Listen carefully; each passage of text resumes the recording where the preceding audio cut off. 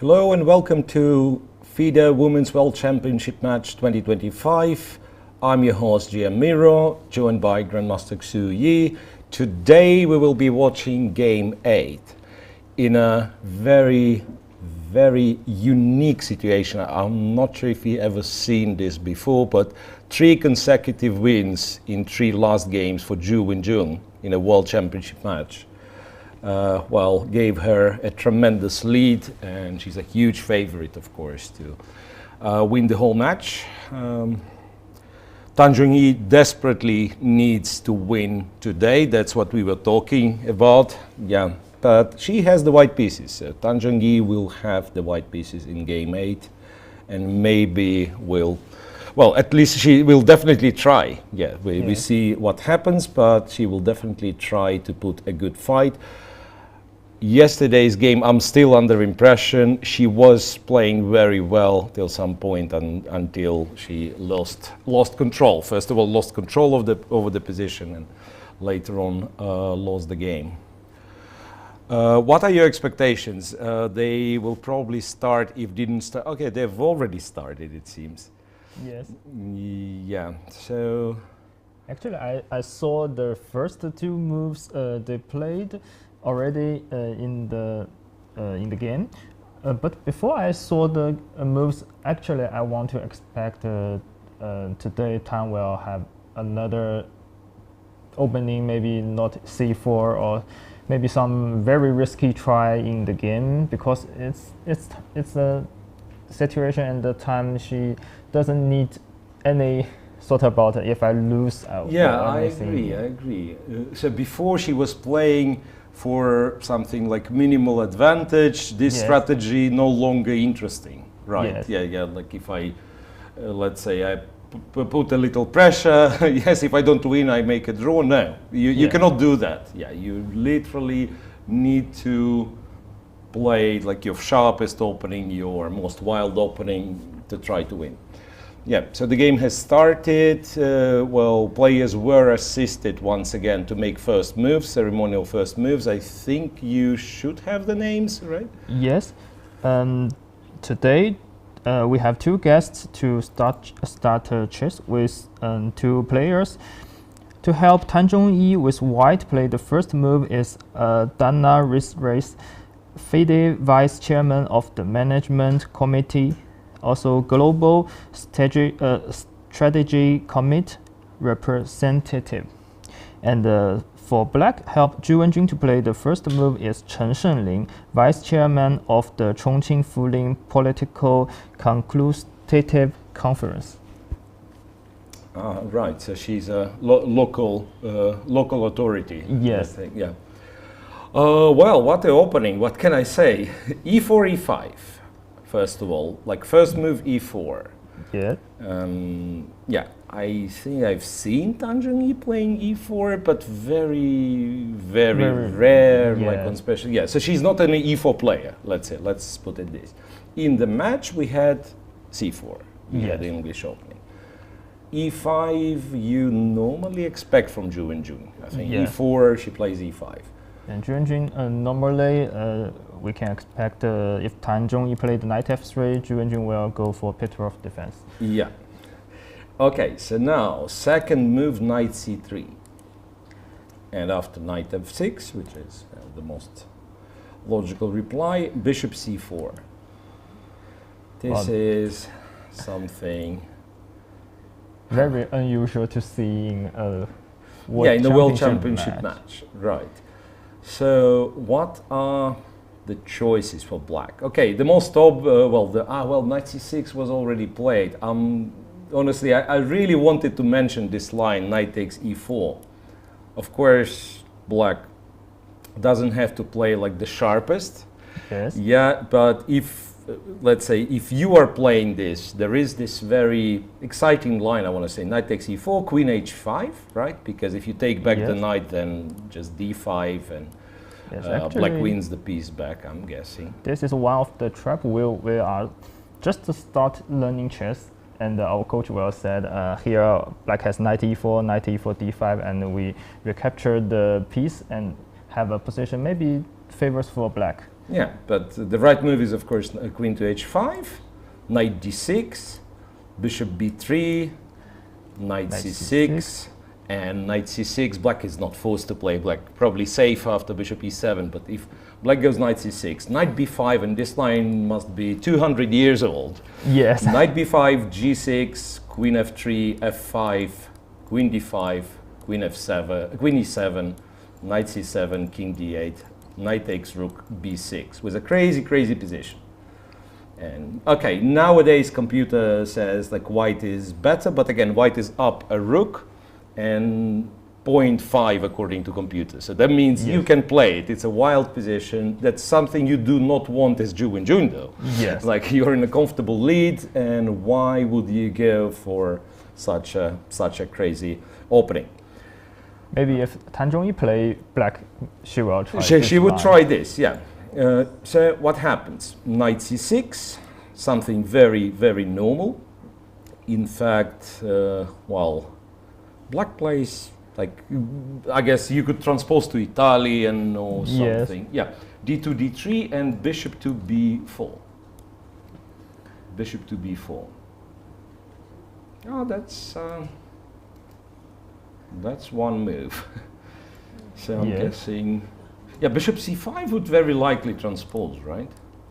Yes, but maybe I think transfer to Italian is one of the goal for Tan Zhongyi, because Zhu Wenjun will go for Petrov most likely. Normally plays the Petrov, so it's this particular line of the Italian, maybe not the most exciting, like not the sharpest, but at least you get your opponent into some territory she doesn't play. Yeah. And maybe this is the reason why Zhu Wenjun goes bishop b4 here. Well, yeah, that's actually, now that I'm thinking, look, if we are talking about Petrov players, let's say e4, e5, and if knight f3, of course, knight f6. So one way to avoid the Petrov is bishop c4 on move 2. Yes. Bishop c4, knight f6, but then they play d3, right, so-called bishop opening. And then you have knight to c6 or you have c6 as two main moves. Yes. And it could be that, let's say, normally, if this is the move order, Zhu Wenjun plays c6. Yes. So with a different move order, with a little bit of provocation, she now plays the position with knight on c6. And if I think I remember in the year of 2017, the first Zhu Wenjun and Tan Zhongyi's World Championship match, Tan Zhongyi played a game in this line. Just with c7, c6. c7, c6, and the game I think maybe ends in a draw, but totally Zhu Wenjun controls the game, and black has the advantage all over the board. Mm-hmm. So if Tan Zhongyi played this line, I think both players will prepare for this. Yeah, for c6. Right, after d3, after the fourth move d3, I think another move, if I'm not mistaken, knight a5 is something that people do. Yes. Knight a5 is also like. And actually, I want to ask if here white play bishop c4, can black still play c6? Ah, this is yes. Let me check. Yeah, is c6. Yes. Ah, no, but then okay, there are some games, but d4 apparently is good. Because c6 you take away the square from the knight, and then white goes d4, and there probably is some theory d4, bishop b4 or ed4. Bishop b4 is actually bad. People play it; it's the most popular move in this sideline. But after bishop b4, pawn takes pawn, knight e4, queen g4. I think black is in trouble. Yes. Yeah, black is in trouble. Yes, it makes sense. Mm-hmm. So this way, like when she goes knight c3 and bishop c4, it means black cannot play knight f6, c6 line. Yes. Right, black could take on e4 and maybe play like either sharp position or there is like a calm position, but she cannot play like her usual move. Okay, let's go back to real position on the board. Bishop b4, knight f3, and d6. This is actually like this 4 knights Yes. opening, but then white would have bishop on b5. There is this like very symmetrical line in four knights opening. d6, castles. Should be so solid though. Like, if I'm Wenjun, I'm playing this and want to be solid and want to speculate, like whenever I get the chance, I'll go for a draw. Maybe I take c3 right now and go knight a5, you know, like exchanging more stuff. And seems like white cannot play any other moves but bishop b3. Bishop b3. Yeah, like you can go bishop b5, but then black goes bishop d7, bishops exchanging, and black is actually very solid. Right? Yes. Yeah, so I guess it's bishop b3 after knight a5. And yeah, we just take. Maybe, yeah, c takes, a takes, whatever. Maybe a takes, maybe we a takes. have a little bit. But again, it's so little, right? It's so little for white. And actually, if you go bishop g4, and just not, I mean, keep the spin. Yes. Maybe like black equalizes this way completely. And Wenjun has captured on c3. Bishop c3, bc3 played. And she goes castle. She goes castle. Here. She goes castle. That's. I think there is exactly this position with white bishop on b5. Yes. From four knights opening, yeah? From four knights opening. Yes, maybe we can show it. Yeah. Like So it's knight c6, knight c3, knight f6, bishop b5, bishop b4. I think, yeah, it goes like castle, d3, and then maybe black even captures first. Yes. Yeah, black. I'm not sure why, but black first captures on c3, bc3, and d6, and this for a very long time used to be like a main line of this variation. Right, it's not like something is wrong with black's position with the bishop on c4, but maybe, like in our game, but maybe white will have some extra options. I always feel like in these positions, whoever can get more from the pin, like white goes bishop g5, Yes. black goes bishop g4. So if there is any advantage for any of the sides, it's because of the spin and you somehow cannot like break it normally. I'm not sure how do you deal with this one. Yes. Maybe there is a little bit of pressure. Bishop g5. And if in the four knights variation here, let me try to find here. Yes. Yeah, After bishop g5, there is one.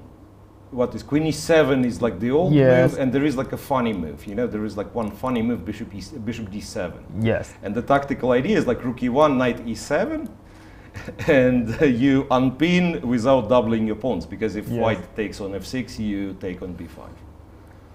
Yeah. this is what I nice. want to show So, it. so we know this trick. Yes. We know this trick, and you take with this knight, and black is considered to be like very, very solid. Yes. And maybe this is the difference between the main on line c4. and the Bishop on c4. So now at least you cannot, you don't have this trick, right? Yes. I remember, again, it's from four knights. It's with the bishop on b5. But once Ruslan Ponomaryov, being like, if not FIDE world champion, but like back when he was like one of the top players, he was doing something like just going knight e7. I'm not sure if include or don't include h6. And yes, white doubles the pawns, but also it's not so easy to use, strangely. Yes. Then quickly king h8 and f5, something like that. It's a very double-edged position. Like maybe white is better objectively, but it's a very double-edged position. So I'm thinking, can you do it here? Probably not, because again, bishop on c4 is better than on b5 Yes. in this case. Yeah. Overall, I think it's safe to say we expect bishop g5, and it will not be much for white, but there will be some chance, some pressure.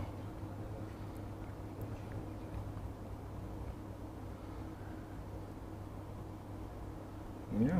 I think still I haven't found a real way to explain how bishop b5 is better than bishop c4. We see some differences between bishop b5 and bishop c4. Seems like bishop c4 is better. Yeah, it looks like bishop on c4 is better placed, right? Yes. If it's Okay, maybe I can explain one reason. If you go bishop g5 here, I can go knight a5, and if you bishop on b5, it's not I'm just losing time. Yeah, knight a5. But let's say bishop b3. Yes. Even if I let's say b3. you took a b3. How do we unpin? Queen is maybe queen e7, queen e6. It's a little bit long, but yeah, queen e7.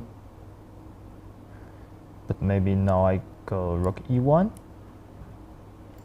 Rook e1, and if queen e6, d4 or... Yes, I think d4 I can take with queen, maybe. Yeah. Yeah, no, I mean, queen e7, queen e6, I'm spending so much time that like, it's not a surprise White will get some chances. I'm starting to think, could it be that castle, it's a very natural move, but could it be that castle is not the most precise with black? Yes. Like maybe, I mean, as we said, like knight a5 here, and if, let's say if white goes bishop b3, black takes, white takes, like if you wanted too much, you can usually go h6. Yes. Right, stop this bishop g5, because yes, maybe white's pawn structure is like tiny bit better, but you have a very important factor in your favor, which is opposite colored bishops. Right, so the moment center opens, you start exchanging pieces. If we are right, and Wenjun is happy with the draw, I think you are happy with the draw when you're +3. Yes. The draw with black is good. Yeah, maybe this was safer. Maybe this was a little bit safer. It's not like position in the game is like any risky for the moment, but gives white a little bit more options. Computer, among other moves that it mentions, it says maybe a4. So now if black wanted to exchange the c4 bishop, he cannot do it with knight a5, and maybe has to go like bishop e6. Bishop takes, pawn takes, and to play this position. These I never understood, like this, when, you know, bishop e6 exchange, or sometimes in Italian bishop e3, f3. Some positions f file is very important, some positions no, the double pawns are bad. So it's very hard to tell.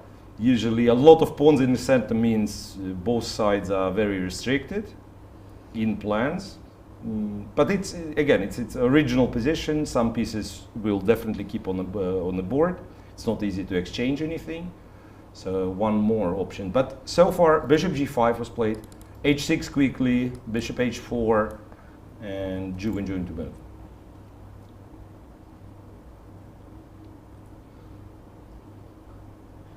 Here has always a very tricky move, g5.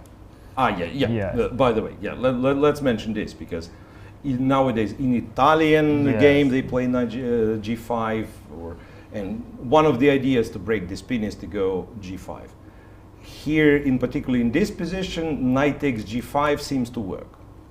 Knight g5, h g5, bishop g5, and because white has a f4 idea, which he doesn't have in the Italian, because like Italian game, black's bishop is on c5 somewhere, on a7, it pins the f2 pawn, so white will have to spend one more tempo. Here, computer says there is no defense after bishop g5. Yes. Yeah, but g5 as, let's say, as the plan is possible. And for this, you have to play, computer says you have to play queen e7, for instance. And then if white moves the knight, you go g5, let's say knight d2, g5, or rook e1, there is, there is king h7 and g5, very strange. King h7 and it's planning for g5. King h7, I'm a little bit, like king h7 is a little bit strange. Because after d4, I actually don't like it. Yes. The g5, bishop g3, we break the pin, but it's not a safe, but doesn't look like a safe position for black. And considering, especially considering the circumstances, so you could probably accept a little bit more passive, but you know, everything's symmetrical. I can calmly exchange. Here, it looks like you are playing for a win with black, right? Like you go h6, g5, like if you are in a must-win situation, which of course Wenjun is not. She wouldn't mind win another game, of course, but first of all, she probably wants to be solid. Yes. So h6, bishop h4. Especially when your opponent is in a must-win situation. Why give such give such options? Yeah, you can be more solid and wait for your opponent to start moving like at you and maybe get some benefits because of that.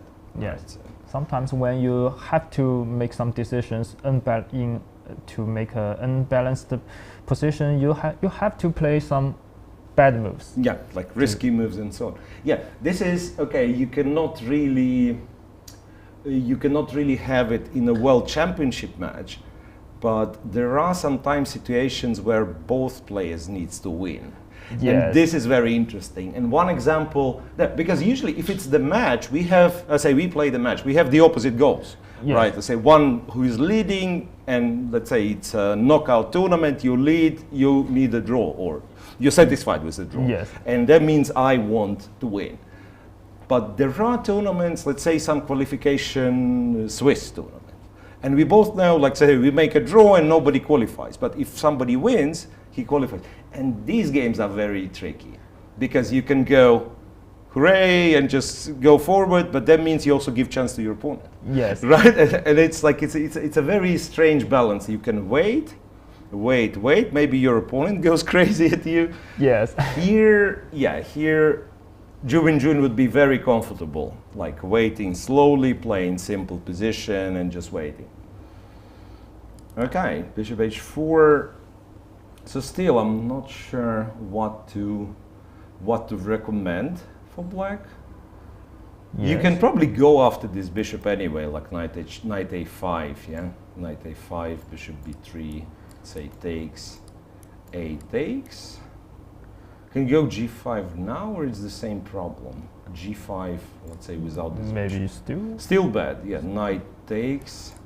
Here, just to make, no, I cannot take at all, hg5 is bad. So what you can do after knight g5, you can take on e4. This trick occurs somewhere in Ruy Lopez, I think, in some line, and maybe in Arkhangel's variation. But here it's not so good. Here it's not so good because knight e4, queen takes, and white plays f4, and still starts developing like unpleasant initiative. If we are talking about like some geometry, f5, knight g3, d takes f4, rook a4. Oh, I like this nice. move. Yeah, rook a4 practically wins. I mean, white is better anyway, like can go knight h5 or something, but rook a4, I just wanted to show the move because it's like you have to see it. It's like when you know coaches talk to beginners, like see all the board. Yes. Right, because you see the knight on g3 attacked and like panicky, let's move the knight quickly. You have to see all the board. Knight rook a4 in this case gives white a very serious advantage. Okay, so g5 is not great, but I can still maybe exchange the bishop, and what can I? Yes. I'm not sure. There is like no clear way how to. Yes, actually, I'm really surprised Wenjun respond h6 very quickly. And then stops. Yeah. It's almost like you have a plan. I go h6 and something. And something. Yes. Yes. There is no something. And I think Wenjun must know this line: Queen e7, knight d8, knight e6 is with the bishop on b5. Yes, with the bishop on b5. But after h6, actually, this cannot be. This can be bad if you play the h6 bishop h4 instead. Maybe we can show even with the bishop on c4. If black goes bishop queen e7, sorry.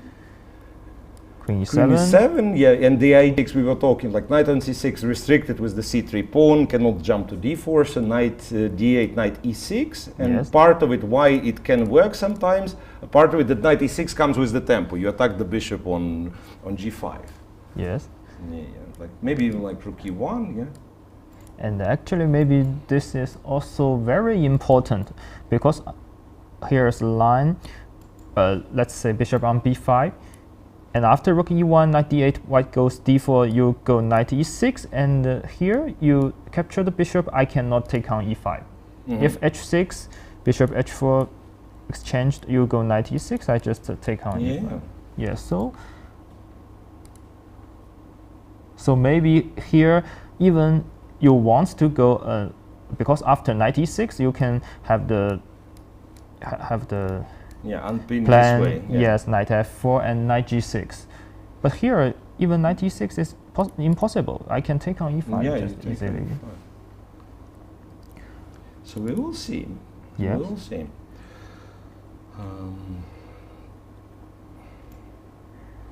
And So I'm curious what's to see the plan? if black goes bishop g4, then white can play h3. Bishop h5. And if bishop h5, white actually goes g4. Yes. Because white was first to pin the knights, and Yes. now black cannot take on g4. And after g4, white is seriously better. Bishop g6, knight d2, and then you will never unpin. Well, Yeah, and if you go yeah. say queen d7, bishop takes, pawn takes, the bishop on g6 is dead. Yes. Right, that's a famous motif which occurred like, I Yes. think we have, like for many motifs in chess, you have a model game, like the game that they show you, like it's a queen sacrifice, and this is because of game X, right? So for this, it's Winter Capablanca. So Capablanca was first to kind of arrest this bishop like this. He was playing with black, so it was white bishop on g3, but very similar pattern. And then Capablanca won by opening the queen side, exchanging everything else, and this bishop was like not present. So this shows how dangerous can it be simply repeating the moves. Yeah, white goes bishop g5, you say, okay, I will also pin your knight. And in few moves, you're in trouble. So yeah, Wenjun has to find the way to proceed further. You know what? I'm guessing maybe there is like no big threat from white yet. I think rook e1 d4 is what you said is correct, because black can wait for white to move the knight. Let's say I go knight d2 to prepare for, and only then go g5. This is probably what black has to do. But still. There is some tension, and white, rook e1, d4. That's what white does in 4 knights opening. But there's still some problems to solve for Wenjun. Yes. And in such pain in the game, sometimes we find some model games black has to play some knight b8, knight bd7, or g6, king g7. It happens, I think, when black goes bishop g4 to pin white on f3 and d1, white can go some g3, king g2, or knight b1, knight d2. But for black to play these moves, I think it's too slow. Yeah, it's probably too slow. Yes, and Miro, what you mentioned, rook e1, d4, I think is probably just to damage the black string, for example. Yeah. Yes, I cannot. Yeah, like even if you get g5 and I cannot take, right? Still, let's pretend g5 and white has to go bishop g3. Yes. Still, like compared to 4 knights, like white has such a better version of that position. Yeah. And this one's actually, I think you just like will play knight d2, f1, e3, like this famous plan, and it's very hard. Yeah, it's very hard for black. So the position is not, let's say, yet bad, but there is potential. Like if you still do like play normal looking moves without paying attention what you're doing, you can get in trouble very easy. And we are back to this pattern where right after the opening is over, Wenjun spends quite some time on her moves. Now she started thinking on move 9. Yeah, you're right. h6 was played surprisingly fast. Yes. This h6 and then no move after h6 is really surprising. I hope she's not calculating g5, because this would be This Yes, would I be see. like a big, big blunder.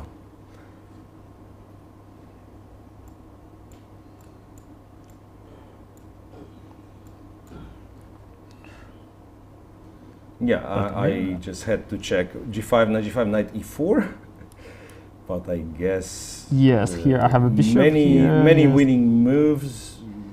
I don't even know. Like f4 is like very computery. Knight f7. Oh, Yeah, knight f7 works. Yes, I think Knight knight f7 f7 just just works. wins at least 2 pawns after queen h4, knight d6. Ah, This is yeah. the easiest Well, win. I love this way of approaching chess positions. When it's like too much tactic, maybe at the game you look for the best move, but as the commentator you can say, yes, like this line will never be played because that's the minimum that white has. Yes. Has is like 2 pawns, safe position, winning. Right. Meanwhile, we just got knight a5 played. Knight a5, bishop b3, and this solves some issues for black, but not all the issues. So you will exchange the bishop, but you will not be able to unpin easily.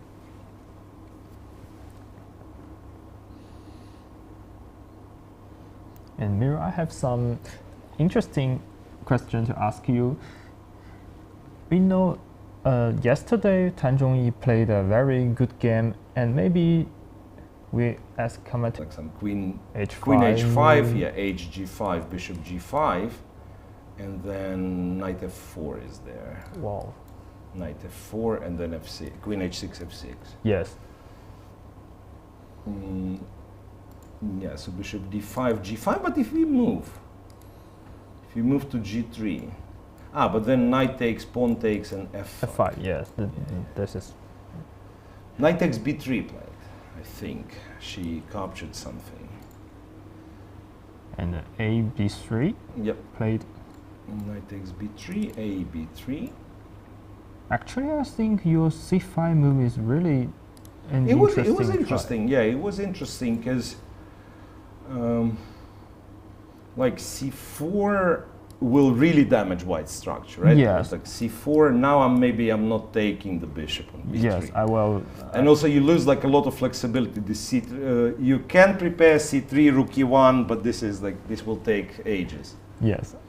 So I'm thinking. And this b3 bishop is just like the example you said, Capablanca's bishop on g6. Yeah, so this guy on b3 is not doing much. Okay, at least you can develop it after some moves, but yeah, black should not be scared of white's c4. Yes. And then if white plays, okay, white can go knight d2, I guess, but then you have, if you want it, you have g5.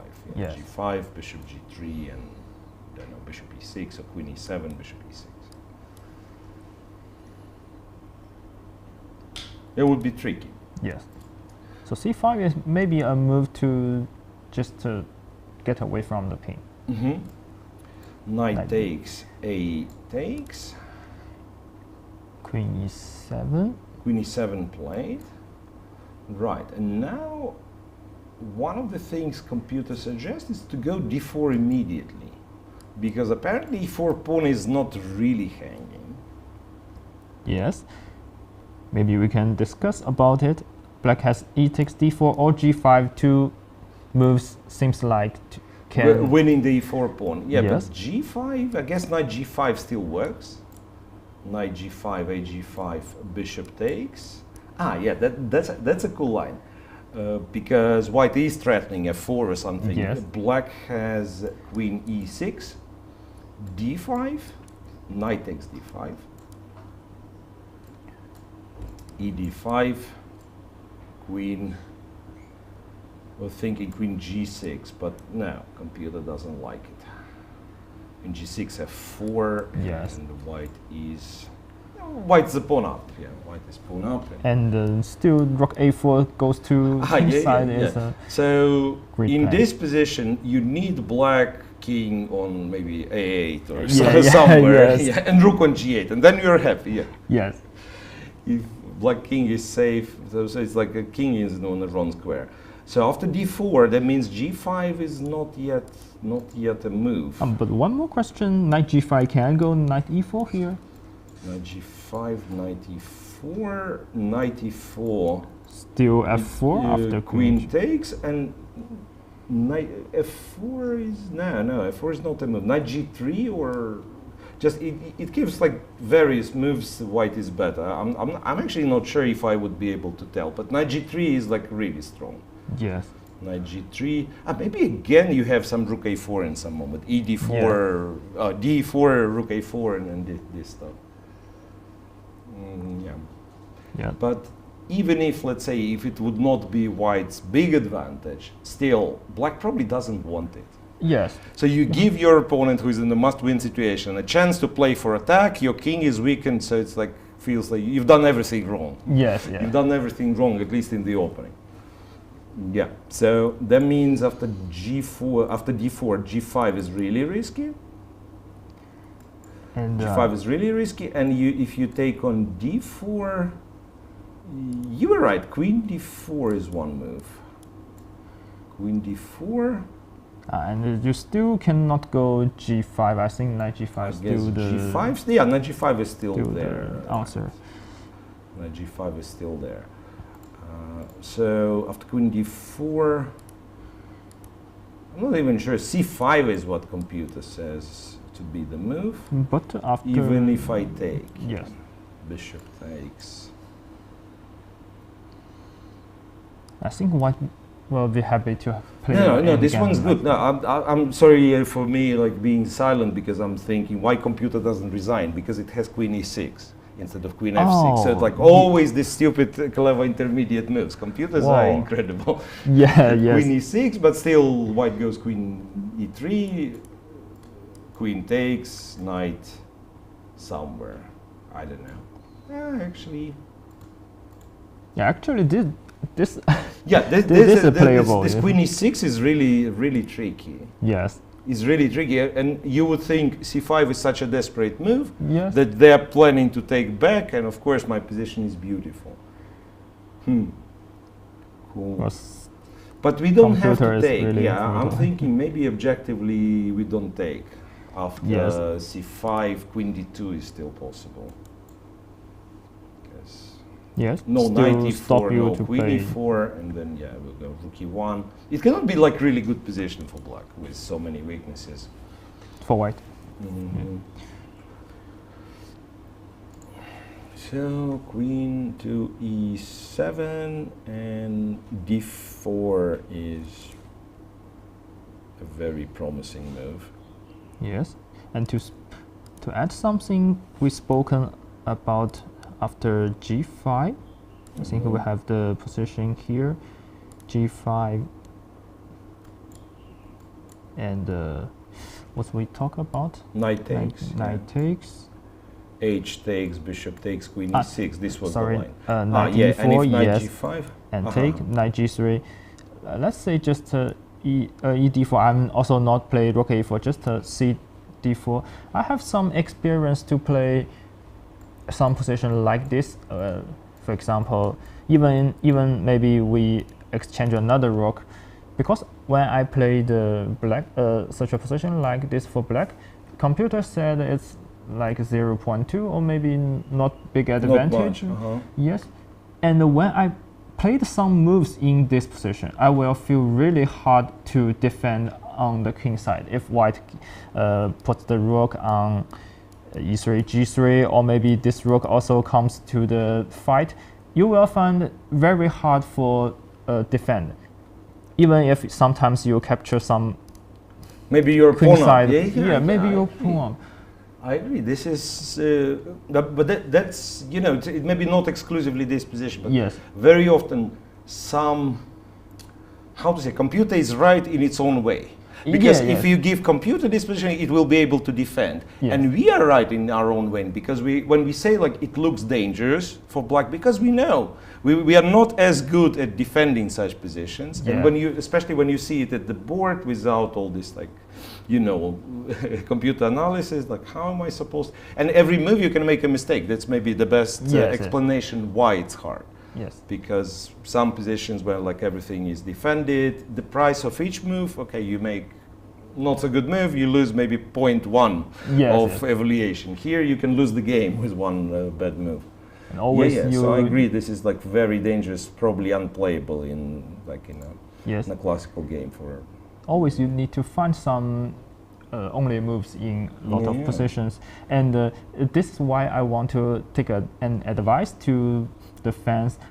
When you analyze some position, for example, like this, you have to sacrifice your G7 pawn to maybe a center pawn for white. Even computer said, engine said it's equal.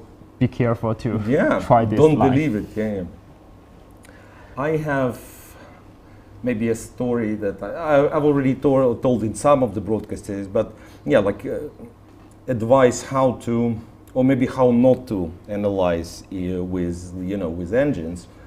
I was back then. I was the national coach of Turkish team, and one of my students will not mention names, but so he plays the line. I asked him if you need something. He says no, and anyway, like one coach cannot prepare 5 people during or whatever 4 people. So he says I'll play this line. He plays the line, he plays his preparation, and then I understand I don't like his position. He makes a draw anyway, gets lucky, makes a draw. After the game we discuss, and he says, computer was giving this as equal. And the position is like something, his opponent is pawn up, and he has like initiative, but very tricky one, not attack against the king. Some like tricky initiative, he attacks this pawn, then he attacks that pawn. So on. So he says, computer said it's equal. And we check with the computer. And it's equal, but when you have many lines. White to move, his opponent to move, 5 moves, all equal. When you switch to his move, 1 move is equal, all the rest bad. So I'm saying it's maybe you can hold it for a draw, but your opponent has 5 different tries or whatever, and you always have to find best move. It's not equal. I'm sorry, but for playing, for sport, it's not equal. It's equal for science. If you have 1 week per move, you can find. So we are getting a bit distracted, and finally we get the move from Zhongyi. Rook to e1, which is a slower version of the same. She is preparing d4. Now, however, I don't know what changed, don't ask me what changed, but one of the moves black can play is g5. And if knight takes... H5? Very easy. Knight takes, pawn takes, bishop takes. There is queen e6. Queen e6, Queen e6, unpins, knight h7, black is solid. And you don't even have the rook on f1, right? Because there was like a 4 rook f1. So rook e1, black can play g5, after which white simply goes bishop g3. Actually this is also we mentioned before. After bishop g3, white go d4. Still, it's not easy for black to equalize the position. There is d4 that you can actually play it slow also, like knight g2, knight f1, knight d3, and c4 even maybe. And then like black can just or has to sit and wait pretty much. Like to move the knight, there is knight d5 jump, move the bishop somewhere, you can to f5. But I agree, d4 is also like very tempting and probably strong.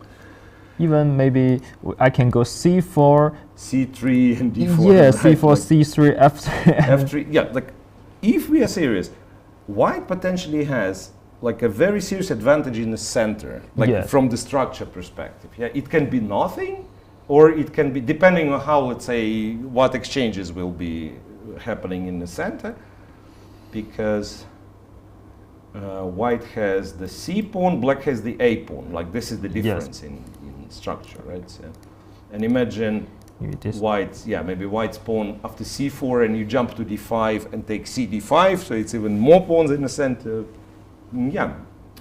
All in all, there is not much to be scared for Wenjun just yet.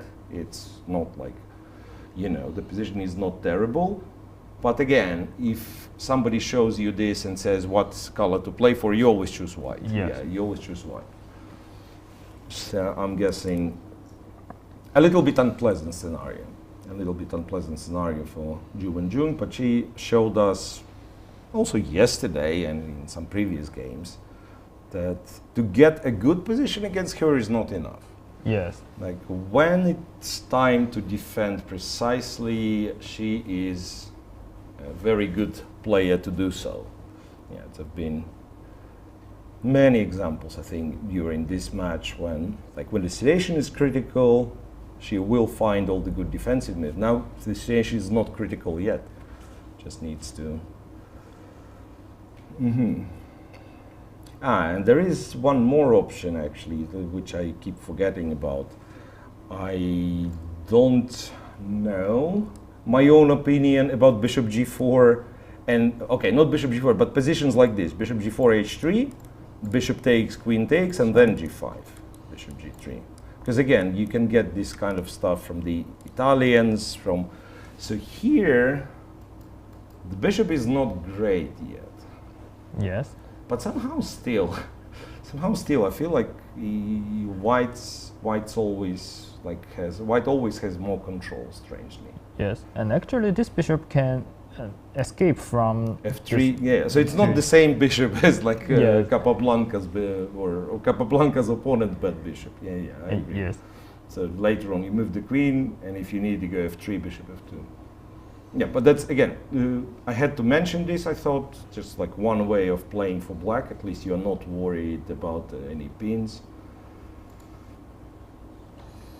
But if you play slow, remember my original plan, I wanted to unpin by going queen e6. And in this case, d4, and computer says white is better. Yeah. Yes. d4. I unpin, but what do I do? Like all my pieces are very awkward after that. Knight d7, it actually starts maneuvering the knight. Knight d7, and white goes knight d2, and knight f1, and knight e3. Yeah. Yes. So something that I was describing, yeah. Slightly more pleasant position for Tan Zhongyi. Advantage on the clock. 20 minutes, well, a little bit less than 20 minutes, but Wenjun has to think again. Rook e1, move 12. Yeah, it could be that we declare that the opening part is over, interestingly, on move 12, right? Because it's clear they both seen this structure, but this particular position never happened.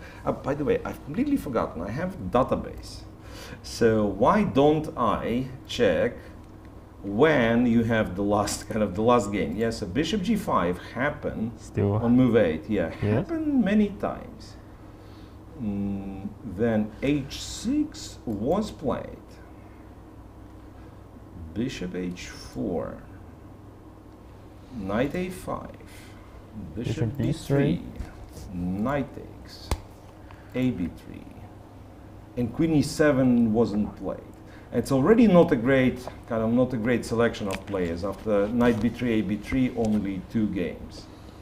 Yes. And queen e7 was never played. So bishop g4 was tried once, and rook e8 was tried once. Queen e7, rook e1, we are in uncharted territories. So which move is the move comes to a real line? When we lose many, let's say, many games from the database. Yeah, bishop takes c3. No, it's even a d3. Wait a second. After d3, bishop b4, we have still almost 700 games, and it's not the biggest database. Yes. Knight f3.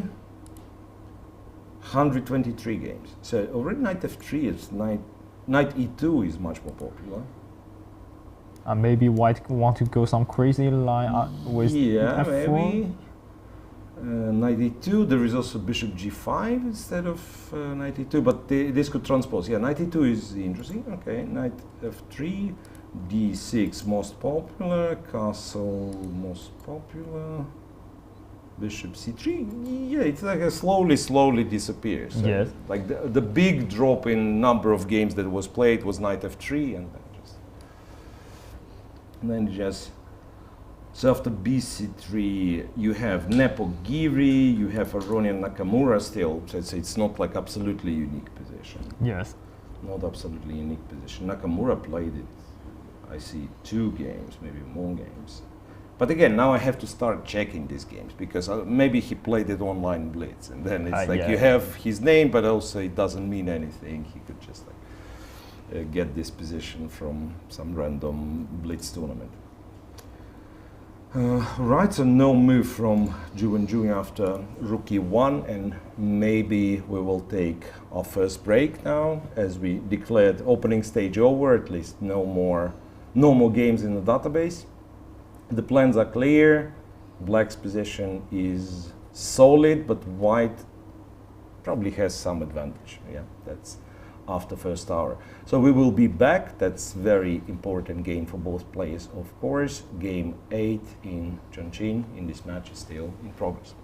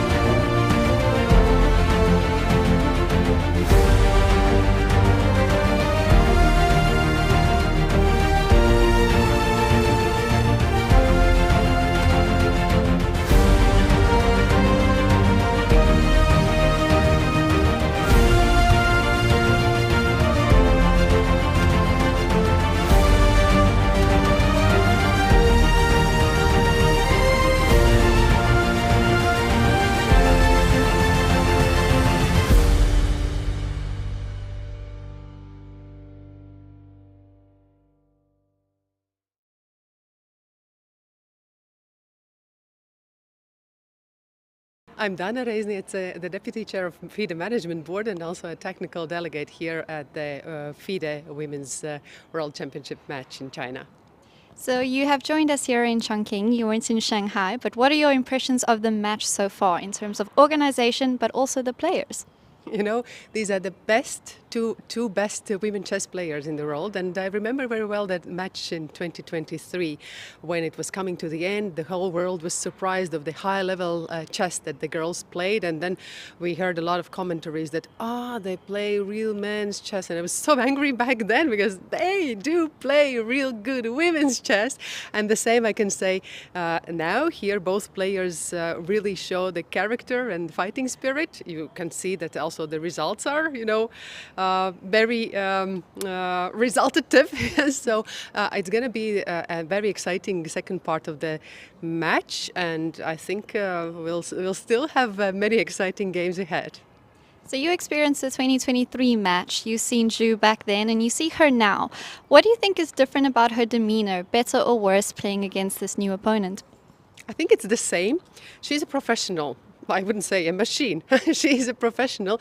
Yeah, I remember very well that last time it was so that she was cheerful, she was funny, she was open until the opening ceremony. And when the opening ceremony was there, she totally closed herself and was 100, even probably 200% concentrated on the game until the match finished. So I see the same determination and focus here, not only at Wenjun's eyes, but also in the challenger's eyes. So both are very focused, and I think they know what they do. I think they do understand what is the stake, and there is no easy going. Yes, if you want to become the world chess champion, you have to climb the mountain. There is no easy way around. So you have to be fully concentrated, fully motivated, and that is what makes the difference, because both of them are super talented. Both of them have been training a lot, probably too much.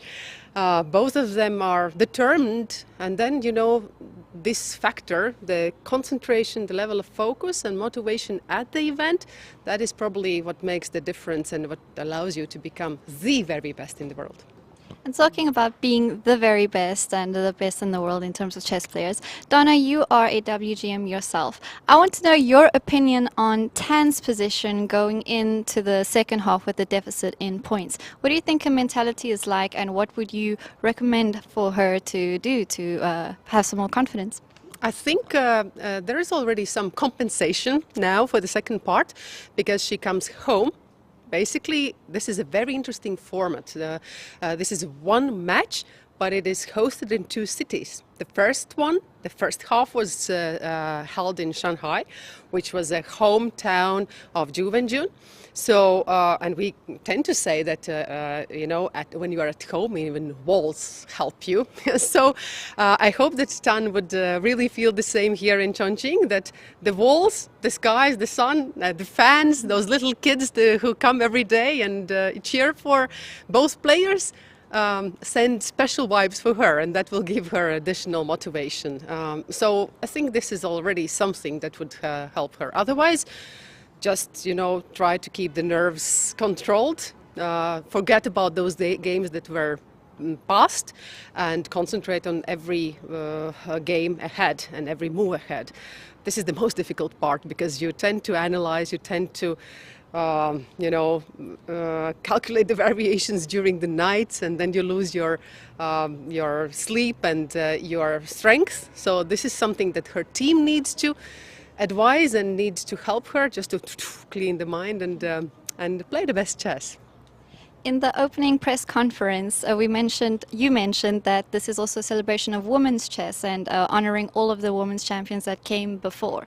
And you touched on women's chess improving. Can you talk a bit about that and what FIDE is doing in terms of it? Yeah, FIDE is trying to do a lot of things every year, improving the conditions of not only high-level professionals, but also all other women who want to go in for chess and choose it as a profession. So we've established the whole World Chess Championship cycle the same as men's. Okay, the prices are still not, prize funds are still not as high as men's, but I hope that one day that will be the case. The women's Grand Prix cycle, the Grand Swiss tournaments, and other events that are there for professional players, but as many interesting initiatives are there for others. For example, Chess Moms program. So our support for chess players who came to the Olympiad with their little babies. So we took care about them. We took care about those countries that never had the women's team sent to World Chess Olympiad. So special training, motivational programs for the federations, and that led us to the record high numbers of the women's teams participation. We have Queen's Online Chess Festival. We have Queen's Challengers, so online events for amateurs who just want to play chess in all of the continents. Special trainings, courses for arbiters, fair play officers, events organizers, specially dedicated for women. So just follow FIDE website, social media, and you'll learn a lot of new opportunities still coming up also this year. This is the year dedicated for the social chess, but I believe that women's chess is a great part of the social initiative. So there will be many great opportunities still coming for women chess. So be it a professional or even more an amateur, join those initiatives, please. FIDE has come a long way with women's chess, and it's exciting to see how far we will go. My last question to you is, growing up, did you have any particular women's world champion that you looked up to the most? I had two idols when I was a kid. It was Maya Chiburdanidze and Judith Polgar as the chess players. So, not the world chess champions, but those were the two players that I've studied the games of, and I was excited not only about their chess games, but also about their personalities. Thank you so much, Donna. Thank you.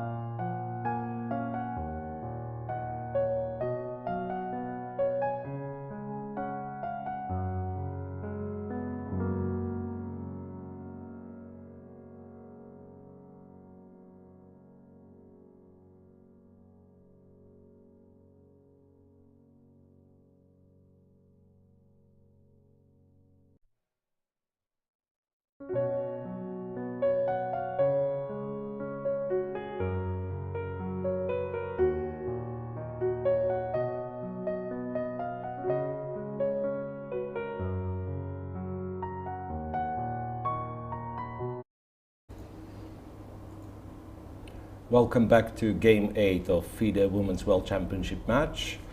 While we've been on a break, a few moves been played. In fact, the moves that we looked at and the moves that we didn't like so much for Zhu Wenjun. Yes. So, let's see. I was thinking during this break, it must be not an easy task for Zhu Wenjun as well, in a way that you probably prepare yourself psychologically that at some point, if things going good, if things going well, I will be leading. But to find yourself leading +3, it's probably like, it's a cool scenario, of course, but also one can get a little bit euphoric and you don't know. It feels like the match is almost over, but you still have to play good moves, you still have to play chess. So, yeah, we will see how she will manage. Of course, it's much harder for Tan, but Zhu Wenjun, it's not like she doesn't feel the pressure. Of course, she does. Right, so rook e1, queen e6. This one way to unpin, as we were discussing. d4, knight to d7. And also, maybe before the match start, two players will think maybe how should I control my mental and maybe physical emotional problems after I get +1 or -1, but no one will. Yeah, no one is planning. Yes, I'm on +3 and match is still going. Yeah, exactly, exactly. Because normally you expect kind of equal match and maybe you +1 after 8 games or something. Now after 7 games, Zhu Wenjun is on +3. So of course, like it's a very good score for her, but not very familiar situation. Yes. It's not very familiar situation. So it's not as easy as one could think. Right, knight d7. Looking at what computer sets up. Interestingly, computer almost in every line, computer goes f6 next move for black to make the center very solid, and then f6, rook e8, knight f8 also kind of remaneuvers the knight. Queen d3 from Zhongyi. Yes, and before we have the break, I think we talk about knight d2 is also a plan for white. White, yes. Knight d2 to f3 to f1 to e3. Yes. Yeah. So let's see. Now this is it. I think an interesting moment for Zhu Wenjun because she understands she has to somehow like untie this pieces. The knight cannot stay forever on d7. You have to develop the bishop from c8. But also play a move like f6 is. Even if you understand this move is needed, somehow it's a little bit awkward. Like so many times f6 was the bad move, right? In your chess career, that you're thinking, do I really play f6 here? Which I guess okay, but it's a tough decision to play f6. Let's say you are playing a world championship match, and all of the people are looking at you to play a move here, and f6 is reasonable, but actually I think it's really a hard decision to make in a game. It's like exactly like first time you played f6 in your chess career, maybe it was like when you only started the game, and then if you ever had a coach or somebody like more experienced to you, he said never do this. That's a bad move. Here in this position, it's a part of the plan. It's actually defense extra protects e5, and you prepare to move the rook and move the knight, but still the move itself sometimes not easy to decide yourself on. White has this plan of rerouting the knight, and also I'm thinking what happens if white says it plays c4 later, and I don't know how exactly I would play it, but let's say play c4 and maybe d5 before, like the King's Indian style, just push on the queen side. I think it's really a good plan because compare about the pawn on usually on a2, and you also can go d4, c4, b4. Maybe pawn on c2 is better. The first reason is I have the semi-open file, for the rook. Yes, and the second is after c5, sometimes after I take take on d6, I can play another pawn to c5. Yeah. So yeah, exactly. If you play all these moves, somehow get to c5 and open the c file in the classical Keynesian. Sometimes black is kind of able to defend. Okay, there is one open file, but yeah, black. But now you have the second pawn. Yes. So if the structure plays itself, let's say everything, all the moves happen on the board, and white will be dominant. A7, A6 played by Wenjun. Well, move that doesn't change much for now. It's not a bad move, it's not like tremendously good move, it's just a move. A7 pawn would need to be moved at some point. You cannot forever stay on A7. Because, yeah, the reason you mentioned, there is open file for white. So it's just like making a useful move and waiting for white to show what the plan is.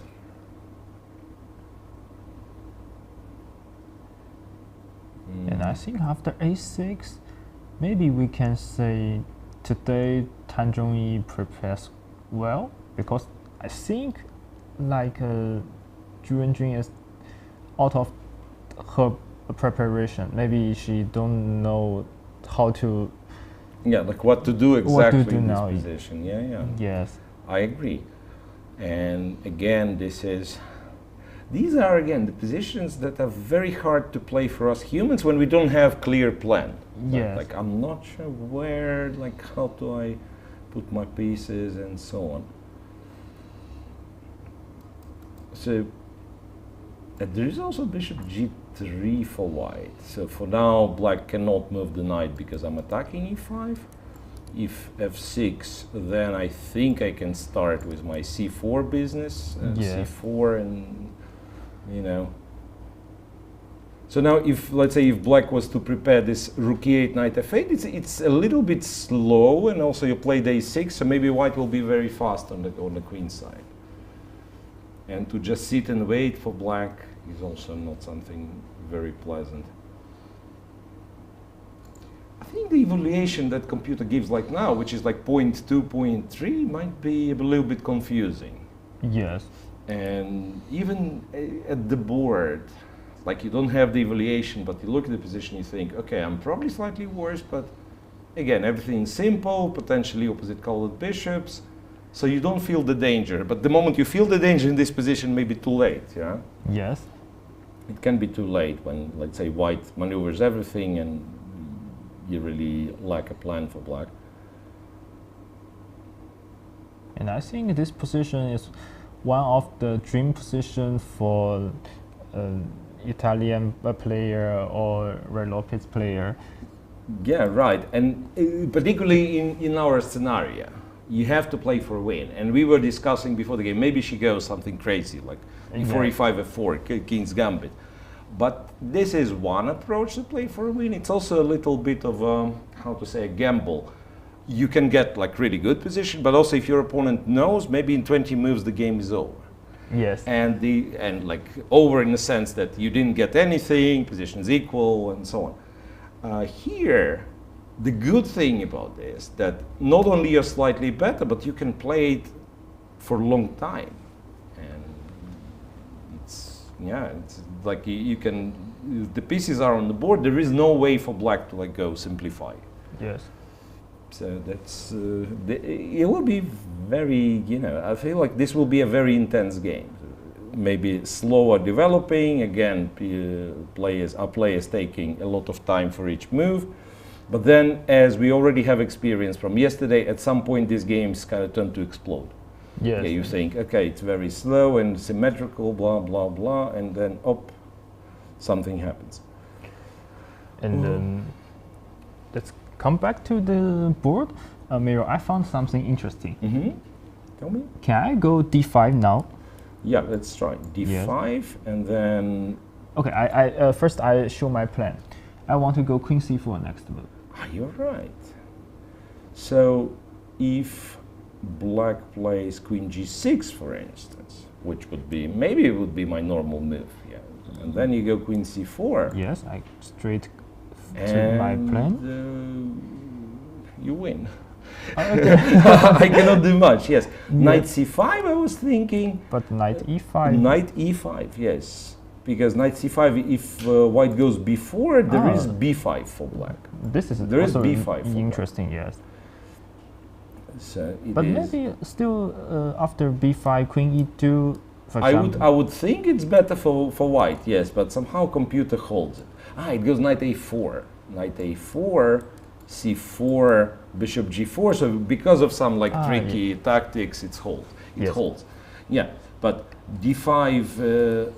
Well, according to machine, like everything else is worse. It has to go queen e8 to keep e5 defended. So after queen c4 has knight c5. Knight c5, yes. Yeah, but d5 queen e8 would be interesting, in fact, and then maybe you just go b4 or c4, like play for this. Yes. Also, b4 is a threat. I want to go queen c4 next move. You need to be careful. Yes. Yeah, right. Zhongyi played rook a to d1, which is, like, on one hand, understandable. You have the center, you put your rooks in the center, but rook was already good on a1. Yes. So I feel like maybe she didn't look into this position deep enough and kind of didn't recognize, yes, c4 is one thing, but also the maneuvering we were talking about, bishop g3 or knight d2, knight f1. There is this principle of improve the worst piece in the position, right? Yes. And rook on a1 already was doing something. Knight on f3, it's not like it badly placed, but if you could make knight f3 to e3 in one move, then of course you play this move. Yeah, so the knight on e3 would be much better than on f3. Rook a d1, fine, but maybe black is getting a little bit more time to regroup. Yes, Again, we don't know what black wants. Like. Yes. Still, this is still a very big problem for a Wenjun to find any plans here. Yeah, so again, like I kind of know the answer. F6 still good, Yes. right? But as we said, like it's not easy to play a move like f6 in the game. And if you try to find a plan which does not include f6, it's actually hard to do. Yes. It's actually hard to do. You can say you go b6, bishop b7, you quote unquote develop. But it's not really a development, especially if white eventually goes d5. You just lost some time on the queen side. Yeah, it's not like a real development. b6 has some similar things like f6. You just maybe weak your queen side, just like f6 weak the king side, light squares on king side. So still not easy to make a move for Wenjun. Here. Yeah, and yeah, so maybe we can argue Zhongyi plays like a practical move, so rook a to d1 cannot be too bad. Yes. I let my opponent think, I let my opponent to come up with some plan which I hope maybe will be not a good plan. Yes. And it's not like black can dramatically change anything in the position, right? So it's a strange position. It's a position with a lot of pieces on the board and even like some tension in the center. But also it's not tempo based. Like I make a move, you make a move. It's more about plans, right? It feels. Yes. Feels like it's more about plans. It will eventually become tactical. So yeah, it will eventually become like every strategic game. It's won still with tactics. Even at the end, yeah, you might be. I think even like somebody was explaining what is positional play in this way. It's a little bit ironic, but also very precise. So that the goal of positional play is that when tactical phase starts, it's like it works for you and not for your opponent. So if you play it positionally well, you cannot win game only against a good player. There always will be tactic, right? Yes, so yes. Against a good player, there always will be tactic. But if you're a good positional player, the moment there is tactic, it will be easier for you, or this tactic will work for you. So one idea to note. Interesting. Rook a d1. It felt like Wenjun was about to make a move, and then she once again double checks something. 48 minutes left. And it's only move 15. Yes. So 3-4 times like that, so she spends 10 minutes and she's in a time trouble. And this position will not change in 3-4 moves. It will be something very similar. So again, I think the moment we seen this coming, the first hour of broadcast we said, like these positions are very hard to play for both, or play good, right? You can just make moves and that's it. Yeah, to make meaningful moves, to play most precise, it's actually quite hard. Actually, I think this kind of position maybe is easier to play when you play a blitz game or you have really time pressure. But you have when you have a lot of time, for example, now you have 1 hour or 47 minutes, it's hard to make a decision. Yeah, I agree.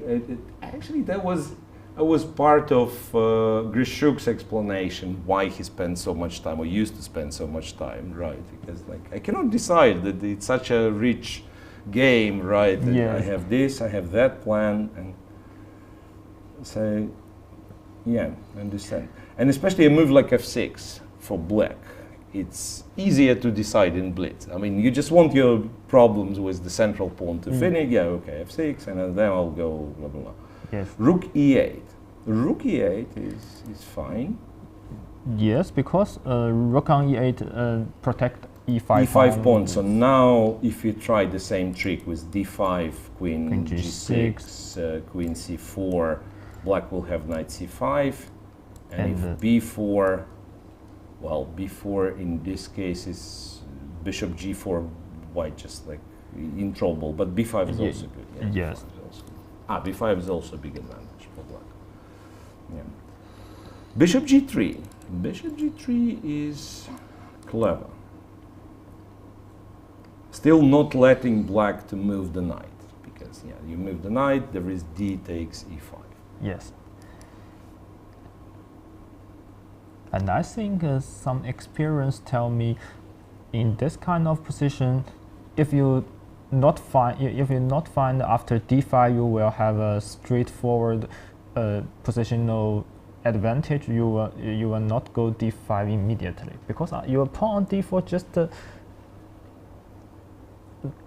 just to stop black doing a lot of things. Yeah, exactly. So black has to think. White has two options now. With the d pawn, can always take or can always go d5. Yes. And if you play any of the two, it's easy. Actually, if you take on e5, let's say, and go bishop g, it's same. Like black now knows what the structure looks like, and then you can operate like knowing the actual position. Here, black has to account for two possibilities.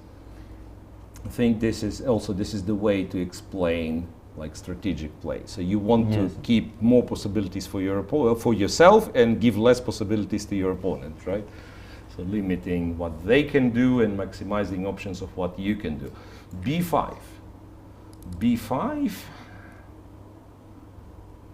I'm actually surprised that this move is not as bad as I would think it is. It's actually maybe not bad at all, but it probably means that rook a d1. So imagine rook was on a1 here. Yes. I would be much happier. It's not like I would win immediately, but funny enough, one of the moves computer plays is to return the rook on a1. Yes.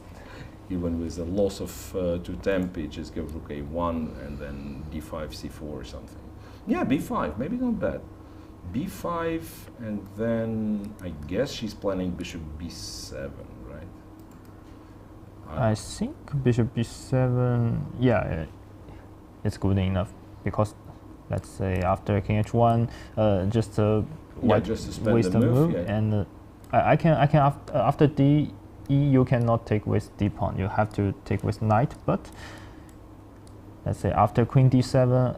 Even if I just take and play rook c8 and bishop c6. Bishop c6 next rook move has to go away. Yeah. Yes, and even if white took with the bishop and kept the knight, it would be it's still nothing. Yes. Nothing for white. Okay. Yeah. So Don has to decide on how to continue here. And also I think she would prefer to keep the rhythm, so to keep pressing on the clock, among other things.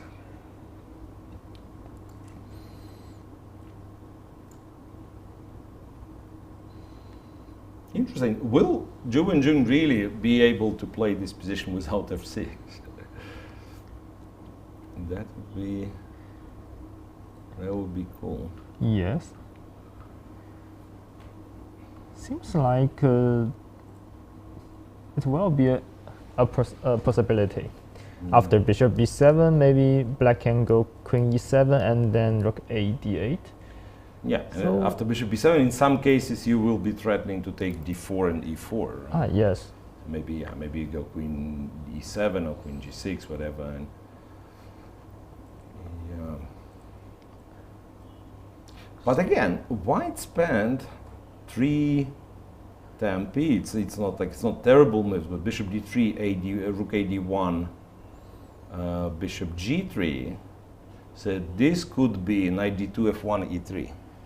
And then, yes. And then the knight on e3 jumps in this position, like jumps to d5 or jumps to f5, and white is like much better. Yeah, so still with this knight being on f3, it's not easy to make progress. So maybe can I try to get back my waste on time? I go knight h4. Yeah, knight h4 is an option, yes. But knight h4, no longer we are pressing e5, and computer says black can go knight f6. Which is probably still like pleasant for white. You just don't go d5, you keep the tension maybe.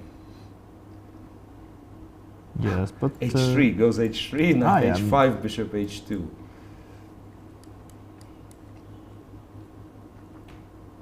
I'm not sure if black has to go knight h5, but just in case, yes, knight h5 goes bishop h2.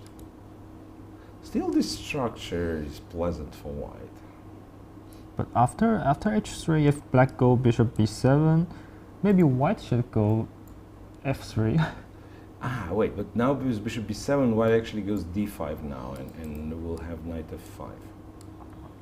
Queen yes. d7, knight f5, and there is no, there is no tactic. Yes. Even maybe white can play f4 or some tactical. f4 or c4 also interesting. That white can play c4, take with the queen, undouble the pawns, and again better structure on the queen side. Yes. Knight d2. Knight d2 by Tan. Finally Starts moving the knight, and you know what? It's still a good move. Yes. It is still a good move. White can defend her e4 pawn with f2, f3 if she needs, and the knight will march to e3. There is also this thing that you can go c4 and take with the knight, maybe, right? Like after d5. Yes. Like someday you play d5, play c4, and then the piece you take on c4 will be the knight, or it's possible.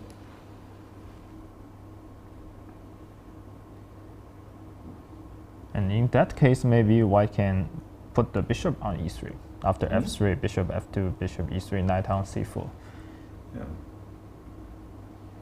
Still nothing dramatic for black, but we can see the potential of white's position. And for black, I think black also b5 move. It's not criticized much by the computer, but I think from human perspective, it's a very committal move. Like you had these pawns on a7, b7, you could put these pawns on like a million different ways. Maybe b6, a5. Maybe you don't touch them at all. Right, after a6, b5, white always will have these ideas with c4.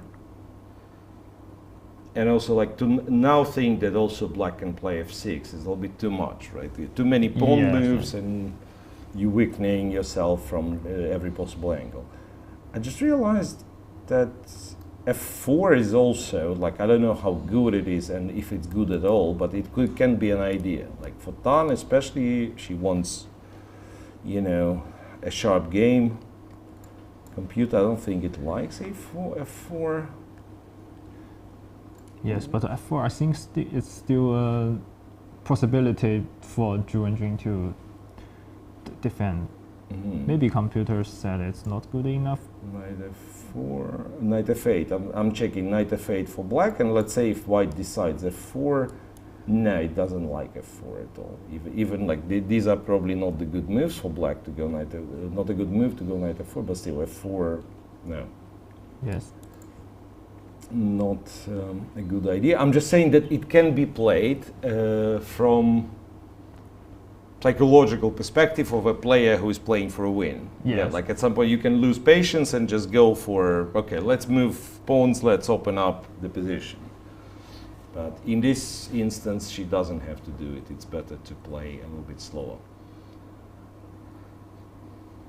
But anyway, just like we showed in the screen, this white has too many variations here. Black needs to defend all of these. Maybe f4 is not good, but anyway. Yeah, yes, as black you keep in mind, maybe I do something and then white's f4 is actually a clever plan.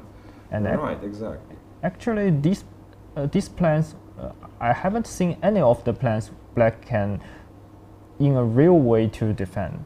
You can just say, for example, if I go this move, maybe this plan is not good now, but after some moves later, this plan is also appears to comes to your mind here, maybe better. Yeah, so it's, I guess, like if we wanted to describe this position or like give evaluation to this position, it's white has like maybe not big, but as they say, last is stable in a stable advantage, right? So you cannot really like lose it with one slow move, or because when the game is very dynamic, it's you play a slow move. Let's say you played h2, h3, just you thought, okay, maybe it's a good move, and then your opponent developed and your advantage disappeared.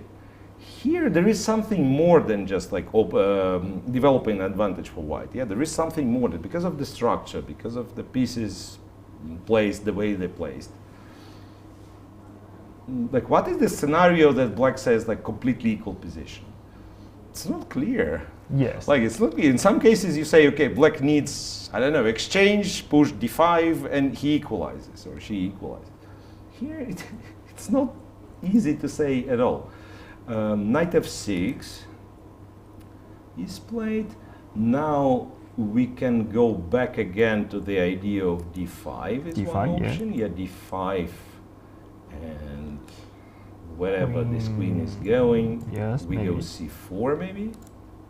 Yeah, d5 and d7, c4. And if you take with speed c4, after knight c4, maybe we will see a new plan here. Yeah, knight a5, or maybe just stay on a5 and go c4, b4 with the knight on a5. Yeah, and typically this looks very much like some King's Indian pawn structure, right? Yes. But then black didn't even start the attack. So black feels like black is a little bit behind if you are thinking of King's Indian structures, King's Indian scenarios. So there is d5. There is also slower play, like knight f1. There is nothing wrong with it.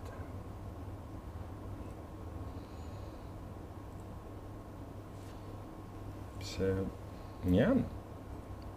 Still, I think here h3 is also a plan. h3 is also an option, yes. Knight h5 and just hide the bishop, right? So not to let black to exchange the bishop. Yes. We have already seen the line if white go knight h4 instead of knight d2, the position white so can choose this. this. Also possible, yeah. This one's also possible. Let's see. Also, it feels like black for now is mixing few plans, right? Yeah, so yeah. a6, b5 on that side, and then knight returns to f6 and potentially goes to h5. So black plays all over the board, which sometimes is a good strategy. We just have to see if it's good in our game. Almost 20 minutes difference on the clock once again. Zhongyi, of course, needs a win, and she will be looking for the ways to complicate this game.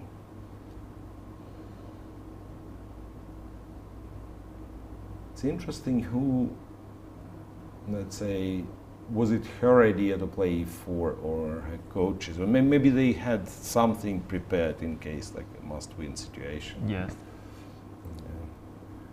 Because we cannot say that the positions she was getting from English opening, that those were bad positions. No, it's actually were some relatively promising ones.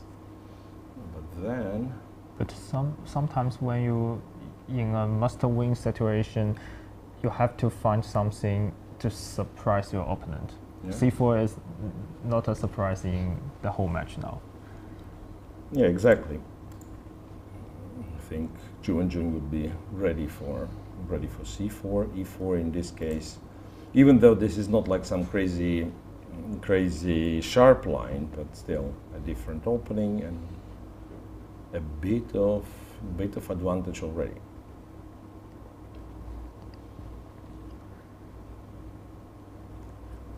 Right.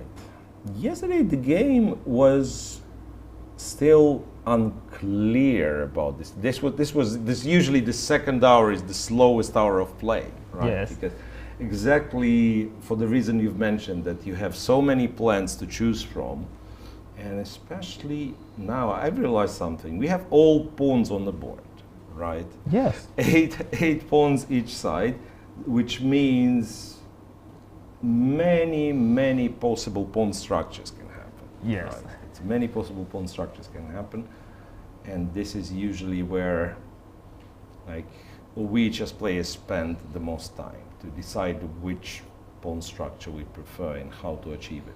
Because the moment you have something stable in the center, well, if it king's Indian, well, blocked center, we know, right? Yes. You push pawns here, I push pawns there.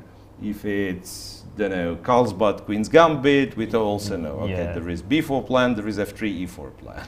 Yeah. But when you don't really know how the structure will look, and you still have to make moves, so you have to be ready for few scenarios Yes. at the same time. And the King's Indian pawn structure and the Queen's Gambit pawn structure can both on this game. Yeah, even, Yeah, even it like will- yeah, you can get some Carlsbad from here also, like if you wanted to. Yes. Yeah, you can get, imagine like white goes D5, doesn't go C4, and then black goes C6. We are going Yeah, like, what was, D5, Queen D7, and then let's say I don't play C4, but I go F3 maybe. F3, and F3, C5. Yeah, okay, let's go C5. So black pretends to build a fortress. Yes. And then white takes, and we have Sicilian pawn Yes, structure. so that can be anything, right? Can be anything. And by the way, what's this position? I'm just curious. I'll ask the end. It's actually playable. It's 0.2 for white. Yeah. So even this one, it's not like ridiculous. And actually, Probably this is will not happen, but it's not ridiculous. It's possible moves. Yeah. yes. And actually, if someone just open our video and see the game, maybe he will you thought, think we probably have a Sicilian. Yeah, and then you start thinking further, like, but how does white has the double pawns on the C file? Right? Yeah. Maybe it's a PGN mistake. It was a Sicilian, and it's a mistake in the PGN. Yes. Yeah, sometimes these very strange transpositions happen, or rather, like going from one structure to the other. Right, but same goes, like choosing which structure to play, same goes for Zhongyi, because like you want to play for win when you play D5, when you take on E5, right? Or maybe you want to keep the tension for as long as possible. Of course, more questions than answers. And she's catching up on a clock, 58 minutes against 43. But next few moves will really be defining how the pawn structure in the center looks like and how the game's gonna develop. I'm thinking, well, c4, even c4 is a Yes. playable move. Oh, actually, maybe we forgot to. Yeah, forgot- there is like c4 without d5. Yeah, Yes. there is one more plan. c4 without d5. It's actually not so bad. E d4, queen d4. c4, maybe, or maybe black just. Yeah, like what computer does is some knight h5 going after the bishop. If b c4, knight c4, if this happens, actually it says white is better. Yes. Then maybe no surprise here, right? Because white's structure is better as is. And also if white goes e5 somewhere, pawn takes, something takes, then we are back to like black having a pawn, c pawn like this, you know, somewhat, some weaknesses. Yes.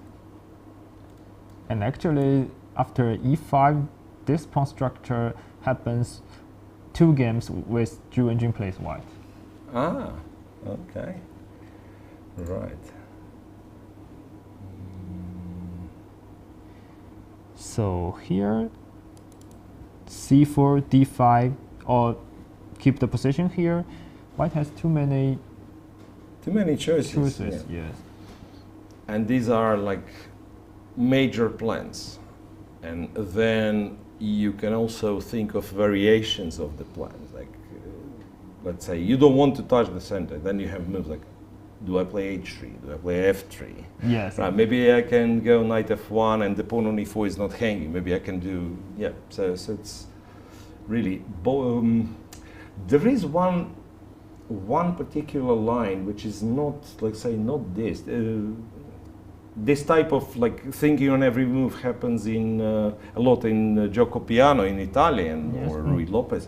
But I'm thinking the hedgehog setup also. Like if there is no straight, let's say, breakthrough for white, Yes.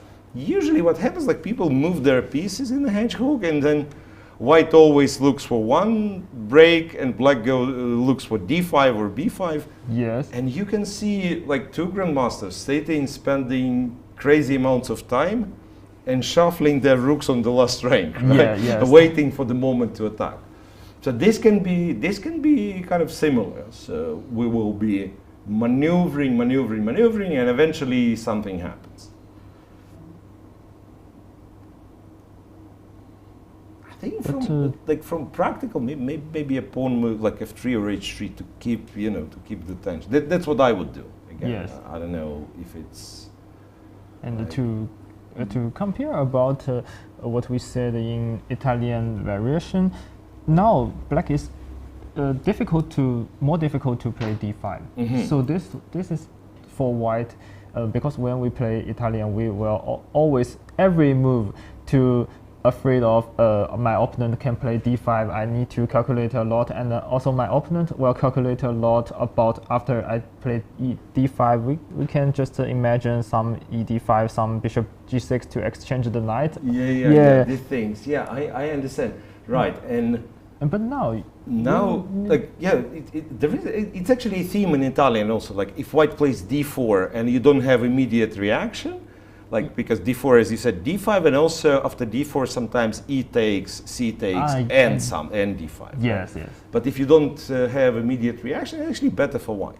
Right? Yes. I mean, because it's a little bit passive. It's not like dramatic, but a little bit passive for black. And you're right, like black. It's hard to imagine black going d5 because it always drops the pawn on e5. So in this regard, maybe you're right. Maybe white wants to keep tension for now, not letting. One thing that I kind of like bringing up but forgotten today, the playing styles. Right, the moment you give Wenjun clear pawn structure, she will be like much happier. Yes. Because I know where my piece is going, good positional player, but like let's say if you don't know how it's going to look on the next move, it's much harder to make decisions. Right, so again, and Tang can be, I mean, she can, like, of course, just go for it, like d5, c4, whatever, like push pawns, but she can be very patient as well, so she can go f3 or h3. There is one line that I wanted to maybe show on the board, that after f3, knight h5, Bishop f2. no, it actually doesn't go bishop f2. And wait, why doesn't it go? So if we go bishop f2, some queen g6, knight f4 stuff starts happening. So I will end up with my queen on f1, I'm guessing. Yeah, but what I thought was cool, that computer didn't care about the bishop. f3, knight h5. So f3 is not here. I'm not saving the bishop, I'm just defending the center. And then goes knight f1. And if black takes with the pawn. And this is funny pawn structure, because I have like my pawn's moving towards the center. Right? And then imagine at some point white goes g4 and c4, and then all this stuff starts moving. And again, it's like when you're a computer, you can say ED4, CD4, I don't care. It actually does it. It says one of the moves not better, not worse than the other. But like, I can see this. I see knight E3, C4. I would be scared with black. I would be scared that my bishop from C8 might be a bad bishop, really. Will not find the way to enter the game. So all those thoughts going through Wenjun's head right now, and she's thinking like, how do I play this kind of position? And same, of course, for Zhongyi, who's currently to move. That's amazing. From very quiet opening, we get this strategic position that causes, see, both players, they're taking kind of really focused, really concentrated. Yes. And again, I think today we have a new Zhongyi, that like she doesn't feel, doesn't seem nervous. She doesn't play moves quicker, like in some cases, right? So maybe if she would start the match like this, or maybe like continue the match like this when she lost first game and the score was equal, maybe it would be a different match. Because I think you're right that like maybe last couple of games for sure, last couple of games in Shanghai, she caught this nervousness from like was playing a bit too fast, a bit too emotional.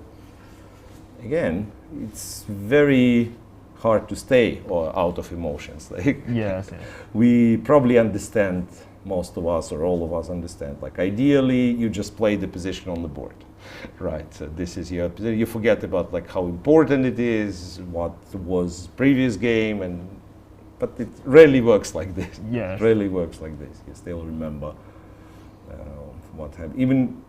Even the same game, like if you had good position and now it's no longer good and you have to defend, it's not the same if like just defending after the opening. Right? Yes, and actually these emotions also makes our match more interesting. Yeah, absolutely. As the spectator, you don't want to like just check, okay, this is according to first line, this is not, doesn't give you this feeling, but to understand like this attacking move, aggressive move that computer criticizes, it's very understandable because the person wants to play for a win, wants the revenge maybe from the previous game. Okay, quite some time taken by Zhongyi in last couple of moves. So she was, after bishop g3, she was still on 1 hour and 8 minutes. So she spent only 4 minutes on knight d2 on this move, though. Yes, so after knight d2, 104. After close to 20 minutes for this. Yeah, almost 20 minutes here, almost 20 minutes. So that's exactly because what we were saying, because now she gets the chance to choose c4 immediately, d5, or not any of the two, but some third move. Right, she gets to choose. Let's see. Again, I'm double checking myself. I'm going f4 never good. F4 is just like, it's not a right position for f4, right? Also f4, you probably want to play with your rook on f1. Yes. Right? At least if you open the file, then maybe you want the rook on f1. Maybe you put the d1 rook to f1 is the best. Yeah, so I would say maybe the only move that deserves slight criticism from Tan Zhongyi would be rook a to d1. Not because it's like a bad move, but it can potentially be a loss of time, right? Because rook on a1 was already doing some job, or maybe a good job. Yeah, not much has happened during the second hour of play. Look, we went on the break after rook e1, it was 12 moves, and now we are on 17.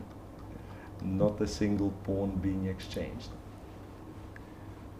So it's similar like yesterday, but the second hour in yesterday happens maybe just 4 or 5 moves, but in the position happens a lot.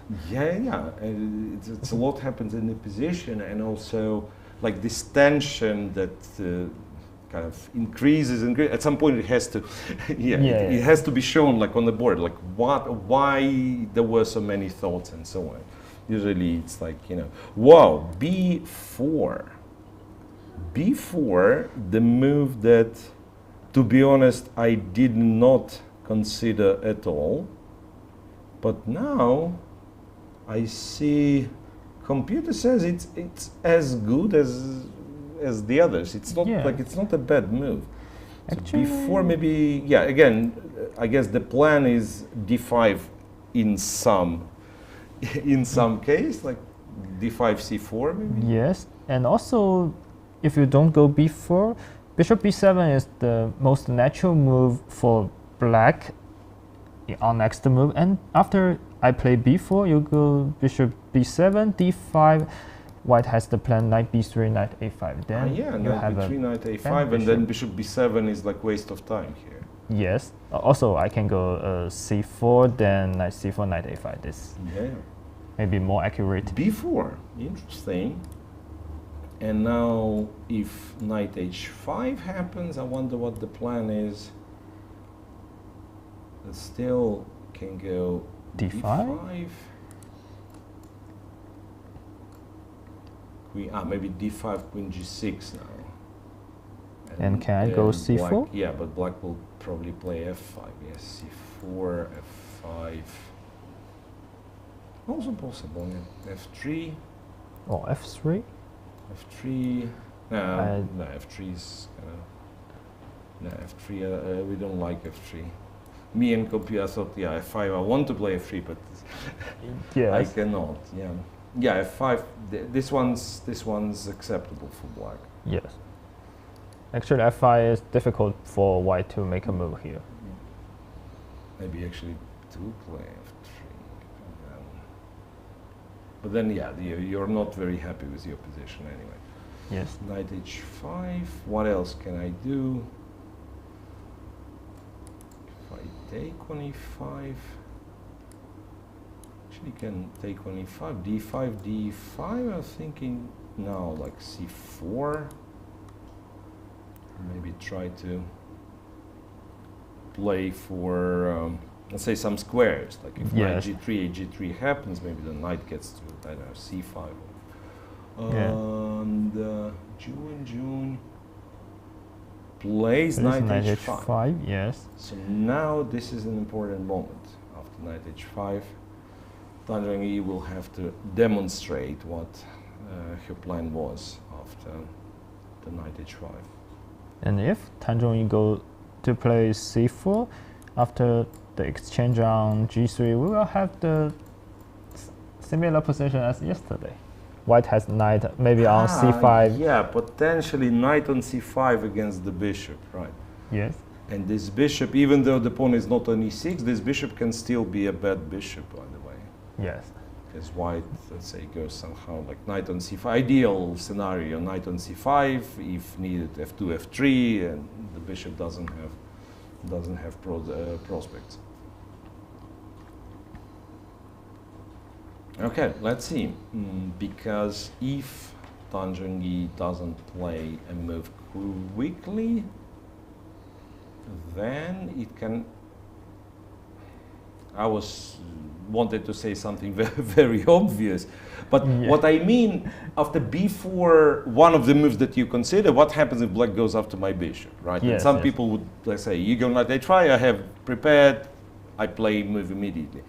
But if she's not sure what she does now, she actually did play a move. Knight b3. Knight b3. Okay. Now we are moving somewhere. Yes. Knight b3, so I guess knight to a5 is what she wants. Also, maybe I can D, and then knight d5, d5, knight c5, yeah. And now actually, does black really wants to play knight g3 here? After knight g3, I will have a strong knight Against the bishop. Yeah.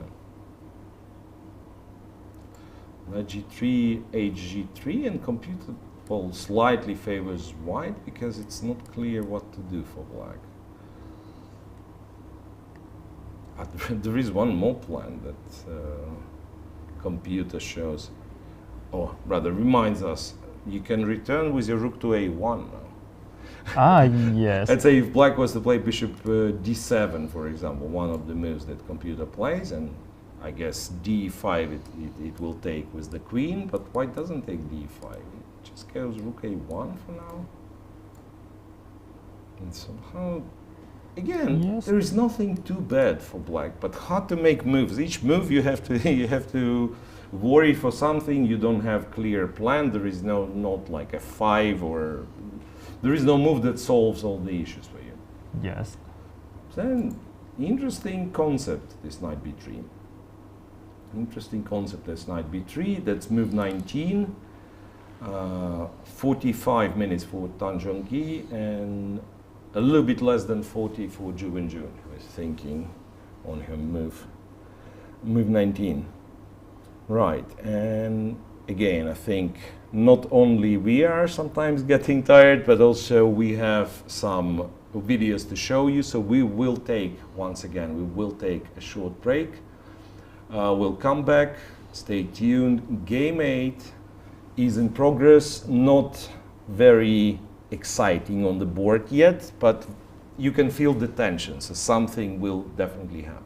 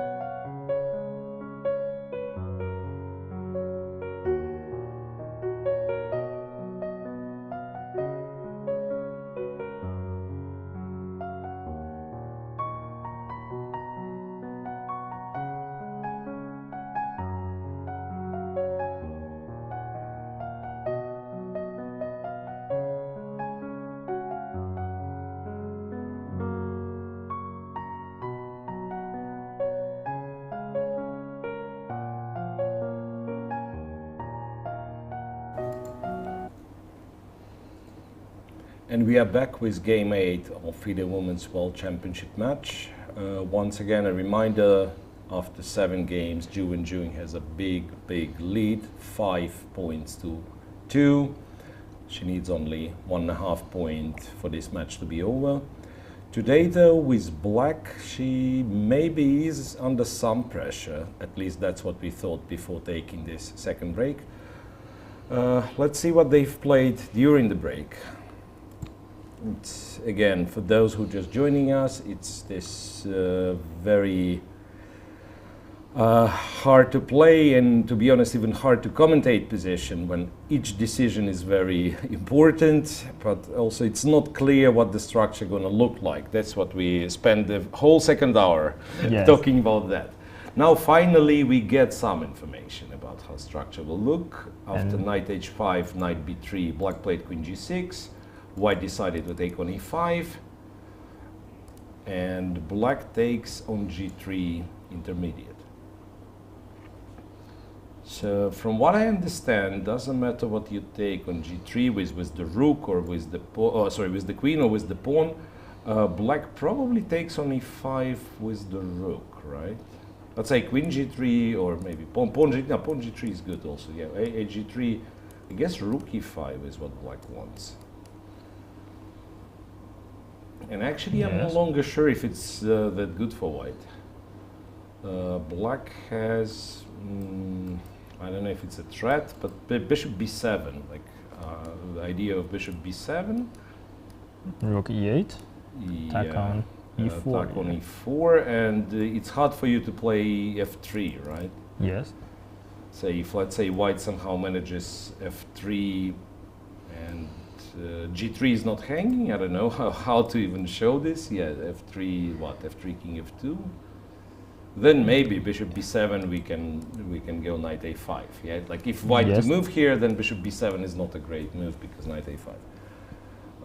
Being as it is, not clear how to continue. Like for instance, in the position before, yeah, like after rook e5, if you can show the position after rook e5, computer suggests f4 for white and position with like equal position, but this is like really shaky. It can be good, but it can also be bad, and you drop your pawns and you lose one more game. Yeah. Yes, and the experience told us here f4 is a bad move. Yeah, we tried before, like playing f4 in different circumstances, and it wasn't really good. Right. So maybe what else? Like an endgame. Yeah, queen takes g3. Queen takes g3, h3, maybe this one. Rook e5 still. Yeah, I think rook e5. Yes, because after d5, knight c5. Anyway, it's yeah, the bishop is still like very strange. Yeah. Yes. Or even. Or maybe rook a1 first. Then. Yeah, maybe rook a1 to stop the a pawn, then knight c5, and. One of those endgames when once again computer will be telling, okay, there is nothing to worry about, but white can play it for 40 moves, for 50 moves, like forever, and you will be defending all the time. So I think yes, after d5 rook takes.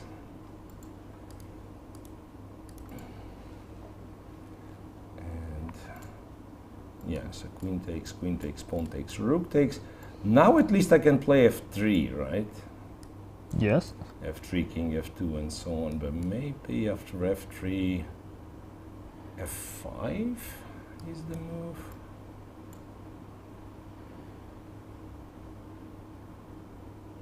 Some really weird, yeah, because I was thinking about f5 in some other line, and it was getting somewhere very similar. So f5, e5, there is like forcing line, exchange on e1. Yes. Take on f5, knight d4, maybe with the tempo, but black goes bishop d7. Yes. And if rook e7, black has rook d8. And then king f8. Or even c5 maybe. Yes. So this black is probably not that scared. Yes. In this case, black is not that scared. Maybe it's, again, like some endgames like this, I think Wenjun will be happy overall. So her endgame technique in this match was absolutely perfect. So she will probably not have any difficulties defending.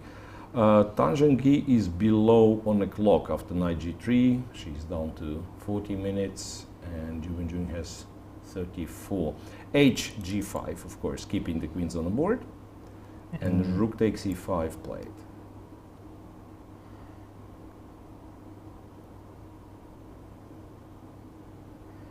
Yeah, now it feels like black is solid and potentially even can, I don't know, maybe even can play for advantage. Yes. If you have the time to play bishop b7, rook e8, and white, not even sure how white defends e4, knight d2. But the position when we have before we have a brick is a position I think 100 players will play 100 different plans. Yeah. Hard for white to find any good plan, or maybe for example, if I go d5, let's say if I don't go b5, after I play d5, maybe I will regret for the decision to just focus on the queen side. But if I don't go d5, maybe, for example, play b4, I will regret b4. Maybe c4 is the better plan. Yeah. Yes. So I can just make for example, let's say this position, the advantage for Tan Zhongyi become lower and lower, but I can feel for this kind of yeah, situation. It's understandable how, Yeah. let's say, how you end up in this position, because it's not like you had clear plan or something. Yes. Yeah. So you, in a way, it is like that. I agree. So you're guessing. You say, okay, I choose this plan, and when, let's say, when everything opens, let's see what will happen. Okay. Yes. If there is no advantage, maybe there is no advantage. c4 was one of the moves that we were playing, and here after c4, computer says bishop b7, and already some difficulties like defending for knight d2, rook e8, cb5, ab5. ab5, yeah. Yes. And this comes to some typical pawn structure like in right Lopez. Yeah, when when you played d4, but you couldn't take with the c pawn, you took with the piece. Yes. There is like, and interestingly, like white very often has some space advantage, and black's counterplay pretty much 100% is against e4 pawn. Yes. Right. e4, you press on e4. If white goes f3, okay, here we just drop the pawn, but usually f3, and black starts playing for f5 after f3. Something was played, knight to a5, stopping bishop b7. Yeah, by the way, why not? Yeah, bishop, knight a5 to stop bishop b7. I guess is f5, f5. I think no, knight c6. No, f5 is knight a c6. It's very beautiful trap after f5. I think knight c6, rook e8, knight e7. Yeah, knight e7 wins, or ef5. I mean, the idea is the same. Yeah, but like you can play it in different ways. But yeah, knight e7 is beautiful. Rook e7 and then check and take the rook. Yeah, now f5 I just like blundered. The computer suggests bishop d7 instead, stopping knight c6 tricks, and again preparing for rook e8. And it's actually not easy for white to continue. Like after bishop d7, for example, one line that computer gives, I think, is very hard to play, is f4 again. f4, rook e7, and e5. This is something I would not be looking at, to be honest. Yes. Bishop f5, queen f3, and rook e8. No, I think maybe a to e8. Yeah, even computer doesn't know which one it wants on e8. Maybe rook e to e8, and then c2 is hanging. Also, bishop g4 is a big threat. Yeah, bishop g4 is a threat.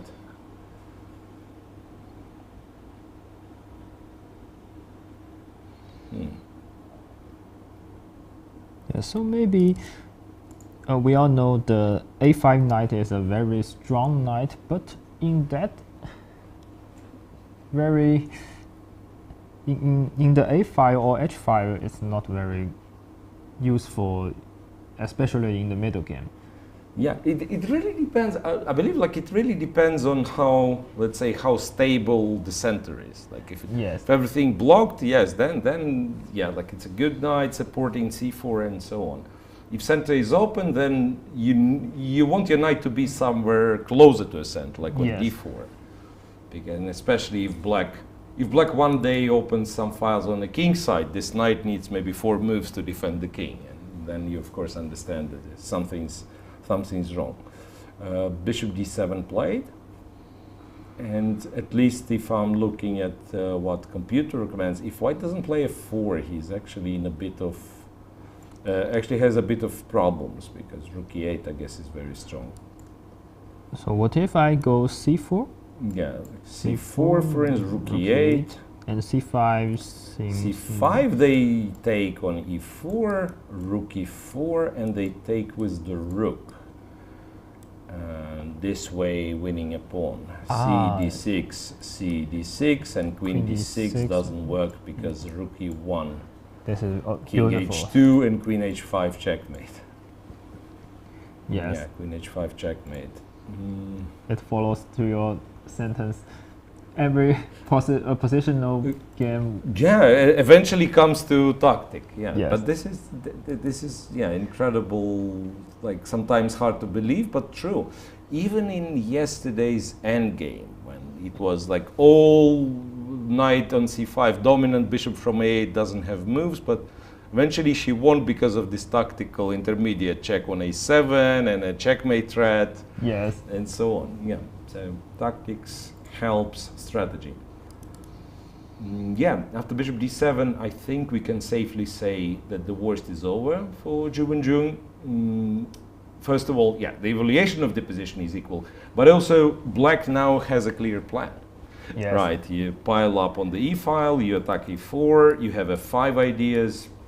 So much easier to play now for Zhu Wenjun, while Zhongyi, well, she spent quite some time on the last few moves, but it's not like the situation is getting any easier for her. Right, and then I was thinking, what if I go rook e3 and to just like defend? Rook e8, rook e1, and there is f5 now. Rook e8, rook e1, and there is f5 now. ef5, queen f5, or bishop, Maybe queen bishop, f5. queen Like f5. say, if I want to draw, probably I just like, I want also to Yeah. trade the queens. And the c2 pawn maybe just lost. Yeah, at some point c2 is not great. So rook takes e5, rook takes e5, rook takes e5, and you can take with the queen, I guess. Anything, so even Yeah. pawn takes is not bad. Yes. You can take queen e5. Yeah, I guess it's just like, it's a good position for black, yeah, queen Yeah. e5. It's very hard to imagine how black gets in trouble here. Like maybe it's not easy to win with black, but how to lose is also a big question. Like let's say structure 3 versus 2 on the king side. If there is more pieces, you can, let's say, make an argument. White starts pushing the pawns, maybe the king becomes weak here. It's, yeah, the king is safe. c2 pawn, as you pointed out, yeah, potentially weak. And knight on a5 is still a little bit out of play. With Yes. knight on e3, I will be much more comfortable with white. Yes. Knight on a5 is offside. And rook e3 was just played. Rook e3 was just played. Clearly shifts in favor of Zhu Wenjun, I think. And to play f5 here apparently is even stronger, but it's very hard to stop yourself from rook e8. Yes, Yeah, yes. because it's such a natural move.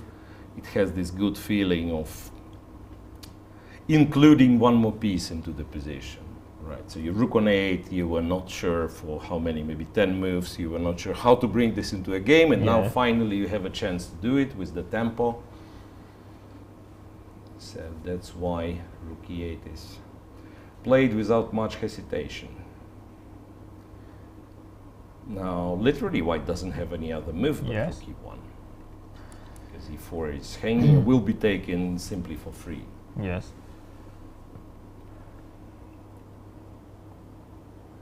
And what about if I play f5, ef5, bishop f5? Because queen f5, yeah. maybe white, maybe black has a Equal, not yeah, but equal if you play, position. yeah, if you play for advantage, bishop f5. yes, Well, computer says queen d2, and and I guess if we take c2, yes. there will be. Oh wait, rook e5. And they win back the pawn with queen d5 check. yes, Rook takes, yeah, rook takes, pawn takes. or maybe queen d8 also a move. Here, yeah, queen d8 is also possible, but queen d5, king h7, queen e5, maybe somehow knight goes to b7, c5, you know. It's still, I don't think black should lose this objectively, but at least white is out of risk. So pawn defended, and the knight will somehow come back to the game.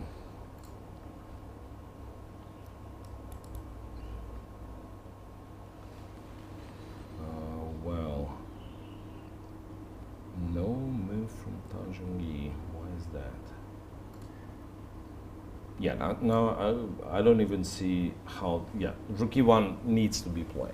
Yeah, Yes. rook e1 needs to be played. Absolutely. Black can actually. Black is not forced to go f5. It's a decent move, but also not forced. Can go king h7, can go h5. Oh, well, maybe h5 is actually, like, you know, for a practical game, just play a move. It's a little bit irritating. Now you have, no, f5. f5, yes. Nice. Rook e1, f5. Actually, I Strongest think, move in the position. I think Wenjun is like a magician in the whole match. It's not the first time. I think maybe 3 times or maybe 4 times I think she was in trouble in the position, and seems like Zhongyi doesn't make any move as a mistake. Then the Yeah. position turns back to Wenjun has a better position, and maybe she wins in the end game or something like Yeah, this. yeah, exactly. That this is the feeling you get when you try to play, if you're brave enough to try to play the engine. Like you Yeah. set up. Okay, none of us, guys, you have to understand. None of us is, like, say, ambitious to beat the computer. But sometimes when you're training, maybe, or you're analyzing some position, and you think, okay, my position is so good, I will not lose it against the engine. Yeah. You will, and also you will not understand how. Yeah, Right? yeah. You play some normal moves, and oh wait, something happened. Yeah, f5. Again, ef5 strictly only move. So we entered some forcing sequence of moves. ef5 only move, and now, yeah, now I think maybe queen takes is just, Yes, is just maybe the queen. most practical. Maybe queen takes is just the most practical.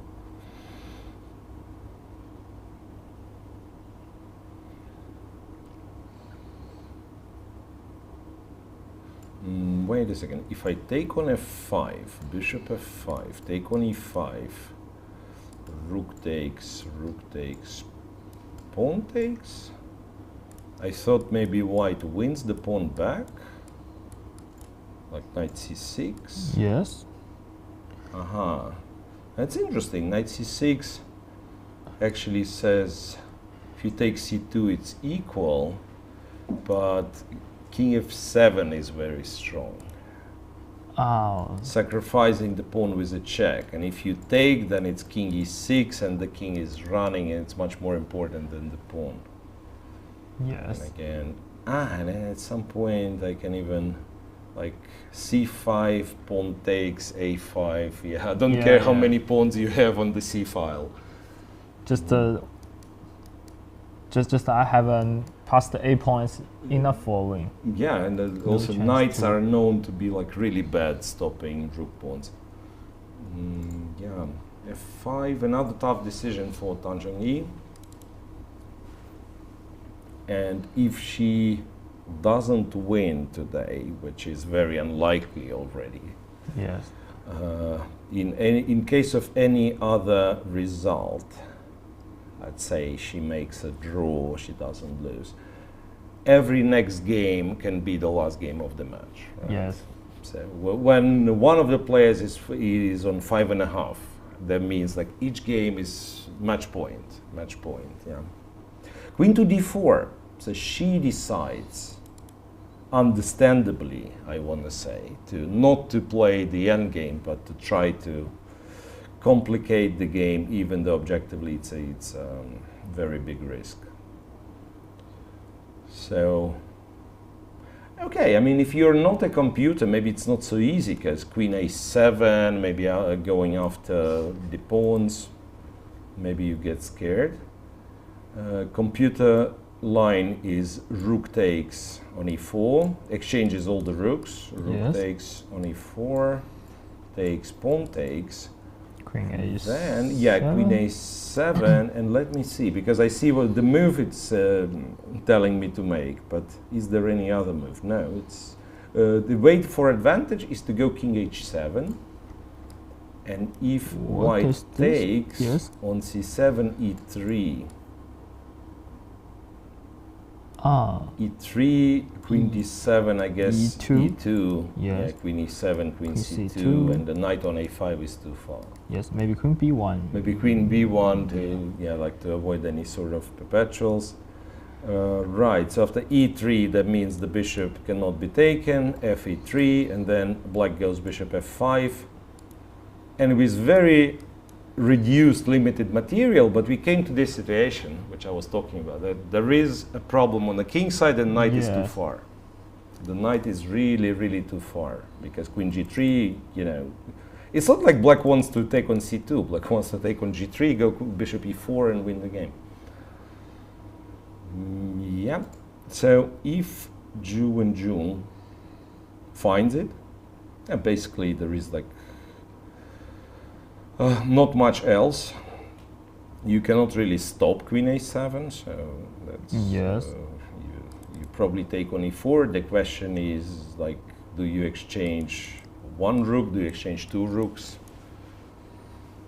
And also after queen a7, if Wenjun just want to draw according to the match score, maybe a draw is also yeah, it's a good result. You can go e3. You're absolutely right. E3 or maybe queen g4. Queen g4 is also yeah. And then just perpetual check. Yeah, queen g4 is good. The easiest.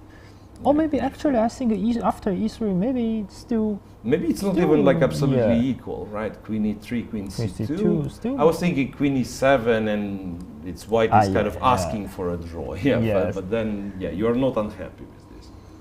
You're not unhappy. And I think Wenjun played the move, and it is rook takes e4. It is rook takes e4 on the board.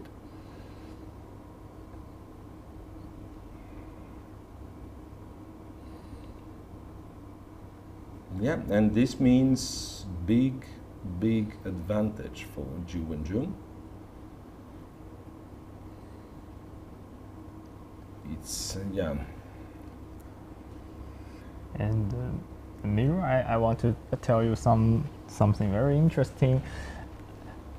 Before the match starts, we have a friendship group, and one of the chess player has asked the DeepSeek a question about what do you think about the interesting. World Championship match, and do you know the answer is DeepSeek said one player will win with 6.5 to 2.5, but he didn't say who will win. Who will win?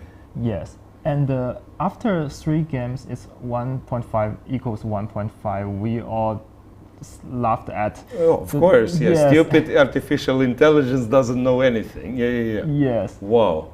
Well, but it's not too far from reality now. Yes, it's almost materializes. Yes. Yeah, it's incredible.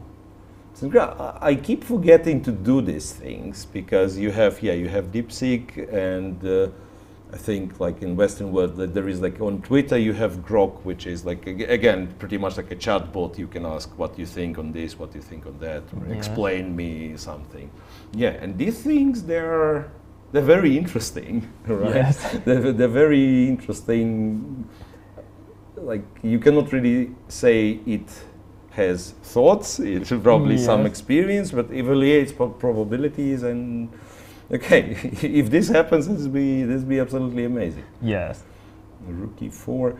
If you would ask like all the human experts in the world, nobody nobody will say that big score. Yes. Wow. I'm not sure. I think maybe we can also find some videos about this. I'm not sure all the DeepSeek will say the same answer or not. But if it does, maybe it will be very interesting.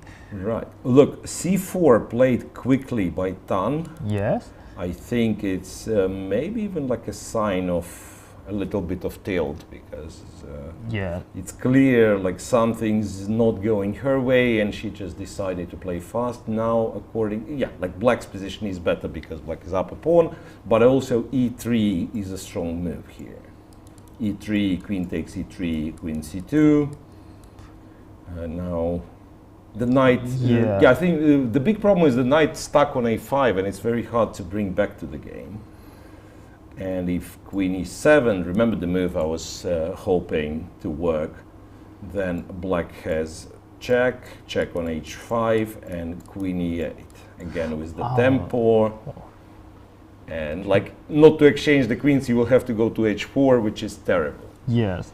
Actually, this queen e8 is very cool maneuver, like from d1 to h5 to e8. Yes. And you kick the queen like completely away.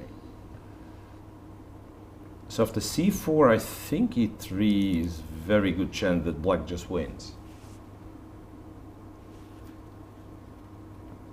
Wow. I have to say, what a spirit from Wenjun to keep finding, like, okay, today's game, to be fair, like, probably Tan was disappointed that she didn't get like a real advantage and played too fast, but yesterday's game, for instance, to be able, like, you're on such a comfortable score +2, you were in some trouble. So a lot of people would like find a way to make a draw and just make a draw, right? But she's really pushing for maximum. And now if she wins this, it's 4 won games in a row in a World Championship match, which is absolutely incredible. Yes. And actually, if she wins today, I think it's 5.5 in 6 games. You're absolutely right. Yeah, that's absolutely right. And she goes e3.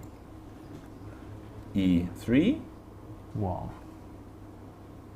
And and you don't really have anything with white. There are no tricks. Because sometimes we'd be telling, okay, this is a best move in the position. It's maybe like still bad, but I will play the second best because it's tricky. Yes. Right. Even like this game with rook against 2 minor pieces, the game 5, I guess it was. Yeah, we were discussing about that. Now you don't have option B. You have to take on e3 and you have to play this very, very sad endgame. I guess, this is point number 6 for Wenjun. Also, Tan is the one getting into a time trouble. Not a big time trouble, okay? I mean, and after e3, even if you have 2 hours, it's, the position is bad. But it's a little bit, maybe I understand what happened to Tan, because like you have to hold the tension in this position, and sometimes your opponent breaks under this tension. Sometimes you cannot really stand it anymore. You say, I find a lot like if I play, okay, I'm retired player, but if I play even semi-serious tournament nowadays, this is what happens. So I can play against Grandmasters. If I don't lose in the opening, which sometimes happens, let's say I can play for 3 hours, but if the position is still like this, then I will make a mistake. Simply don't have enough patience, don't have enough, let's say, enough endurance to keep the tension. Of course, Tan is a professional player who prepared, but this is a different type of event. Yes. It's like every day or every other day, you are in front of the same player, the things are not going for you well for you. So it's very understandable. At some point, you may just like say, "Okay, I'll do this. If it works, it works. If it doesn't, it doesn't." But it's a pity that the game which looked promising for her, now she didn't really get a serious chance. Yes. Right? Unlike yesterday, well, there were chances, she missed them, but there was more of a real game. And here, very good opening, smart, getting slight but actually durable advantage, and then couple moves like no patience, and now Wenjun is winning. But you're right again, Wenjun doesn't even equalize, right? Yes. From unpleasant position, she doesn't want to equalize, or maybe it's some magic, right? Exactly. Also, it's very hard to, if I, for example, let's say you play in a match and you think you played some good moves. For example, yesterday you played really well, and your performance is. You can't judge yourself. I'm not in form. I played a good game, and your opponent played good moves, and you even don't know why you lose. This is very hard. This is also painful. Yeah, exactly. Yeah. So, because sometimes I think people say many times you hear like, "I lost a painful game" or something like that, right? But it can be different. Because one painful game is like I was completely winning and just blundered in one move. Yes. That's also, of course, not a pleasant experience. But this, exactly as you described, like if I actually thought I was doing something cool, right? I played a good game, and I lost, and I don't even know why. In a way, I just don't even know why.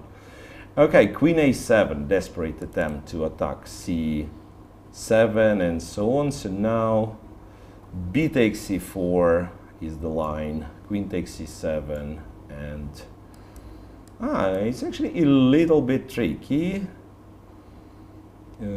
Bishop B5 is the move to, well, the computer move, and Bishop E6 leads to advance. But Bishop E6 is not very natural. Maybe Bishop B5 is what you play. Yeah. Queen D6 and then just C3. Yes, actually, I think Bishop B5 is... Bishop B5, absolutely. It is a human move, right? Yes. It is a human move. And with the Queen on C2, I can go King H7 with... So diagonal is controlled. It's nothing you can do. And this knight on A5 is really, really sad. Yes. Yeah. Let's move... Queen A7 is move 30, so 10 more moves. This game, coming to an end, maybe even first time control, if black takes on C4. Yes. And there is no reason not to take. Yes. It's not like you have sometimes... Okay, it's a little bit unrelated, but let's give Wenjun some time to think. It's interesting. I guess it's not so long ago that occurred to me. So when you're a kid, again, and learning chess, and you're getting better, and at some point they tell you there is one hard thing in chess, to find only moves, right? So you play, and you have to find only move here, only move there. Maybe it's true, but at some point I feel like it's almost the opposite. Like when too many options is also bad. Right? And especially like tactically, if it's only move and it exists and it's like not invisible, I can actually find it. But if I have to choose three and choose from three and all three like super complex, I can just choose wrong. Yes. Yeah, I can choose. So first they tell you playing only moves is hard, and then you understand, but playing not only moves is even harder when you have a choice. And all this speech, I mean, if black had some second option which is attractive, maybe you could go wrong. Here, like there is no, I mean, I don't see like what can you do attractive and not to take on C4. Okay, there is check maybe, check and to take on B4. Queen C7 and but then the knight comes back to life. Like say Bishop E6, CB5, AB5, knight C6 knight B7. or something, yes. Knight B7 and knight C6, so intuitively you just don't go for it. Yeah. It's Yeah, not an it's attractive not very line, yes. attractive. Yeah, yeah. Like the moment you understand bc4, bishop b5, there is no perpetual. Yes. On h7, the king is safe. I guess you just go for it.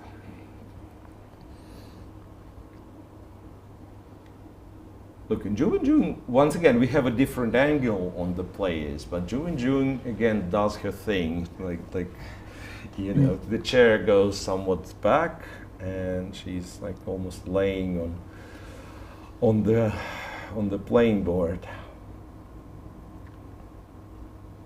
Hmm.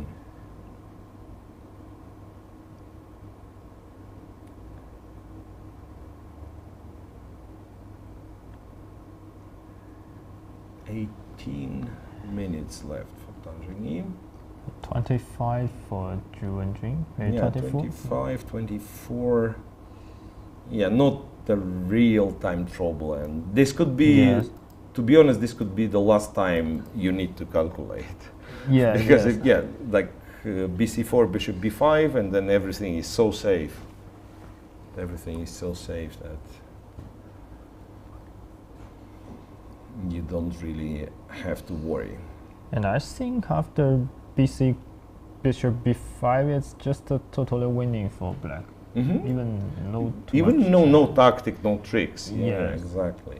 So the only, I realize now that theoretically, okay, it will not happen to Wenjun, but like queen d1, queen h5 is a draw. And before the game, like you thought, if I make this draw with black, that probably means I'm a champion, because like, I will have 2 white games and so many games left. I'm in such a lead.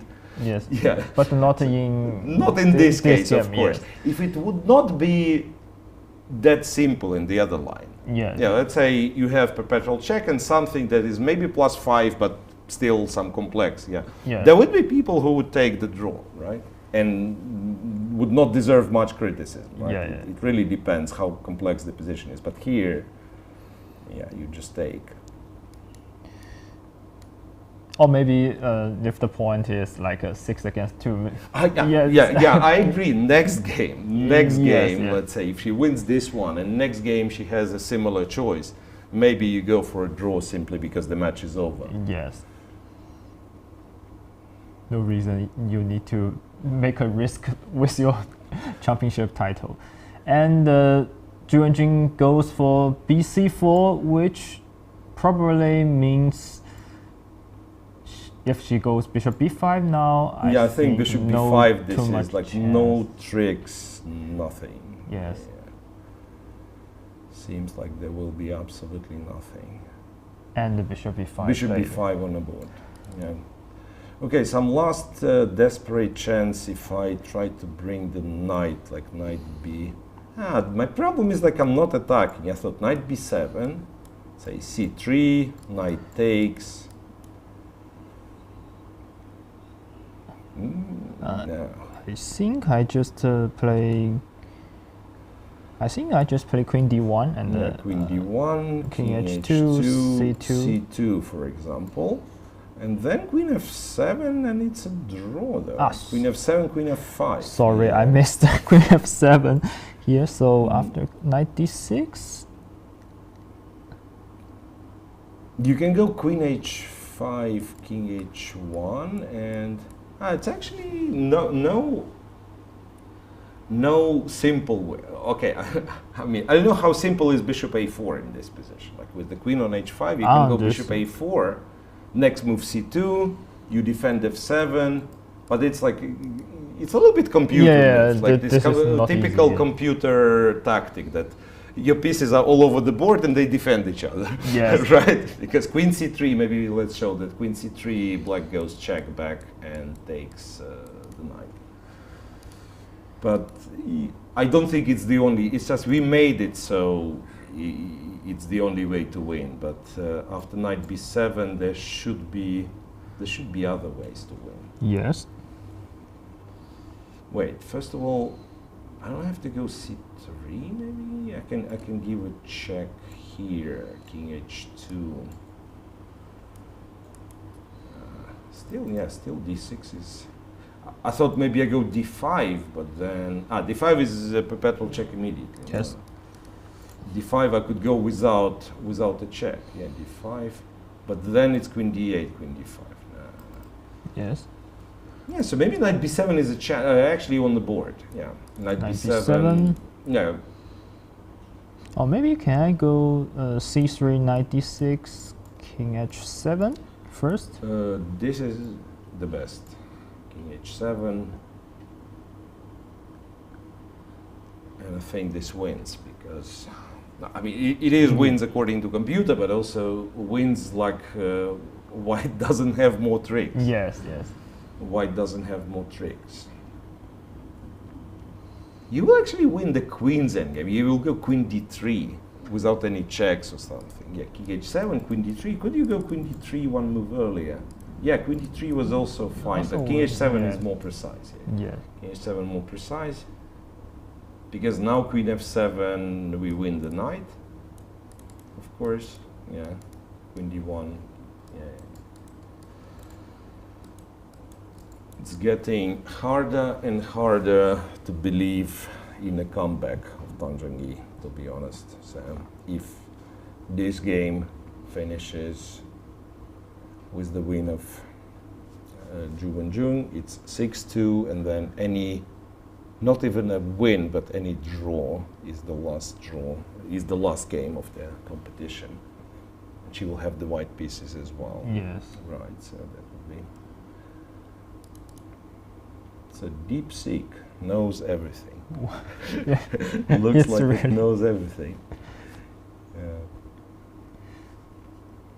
It's also really very impressive. Yeah, it's very impressive, especially in this situation, right? Because I imagine, I'm not big expert on how the things operate, but they need a lot of data to normally, Yes. like you ask it to, I don't know, predict some economical model, and it will study everything that is published, read all the books, something like this. How do you predict the result of World Championship match if there was, what, maybe 20 in the entire history if we take like the older champions? Very different levels, very different everything, different formats. Okay, one player will win 6.5. Yeah. What is this? Yeah, incredible. Knight to b7, still no move from Wenjun. Yeah, I agree. It's a little bit, kind of a little bit tricky. You can actually start with king h7, maybe. Yes. You can actually start with king h7, maybe. Also very, very normal.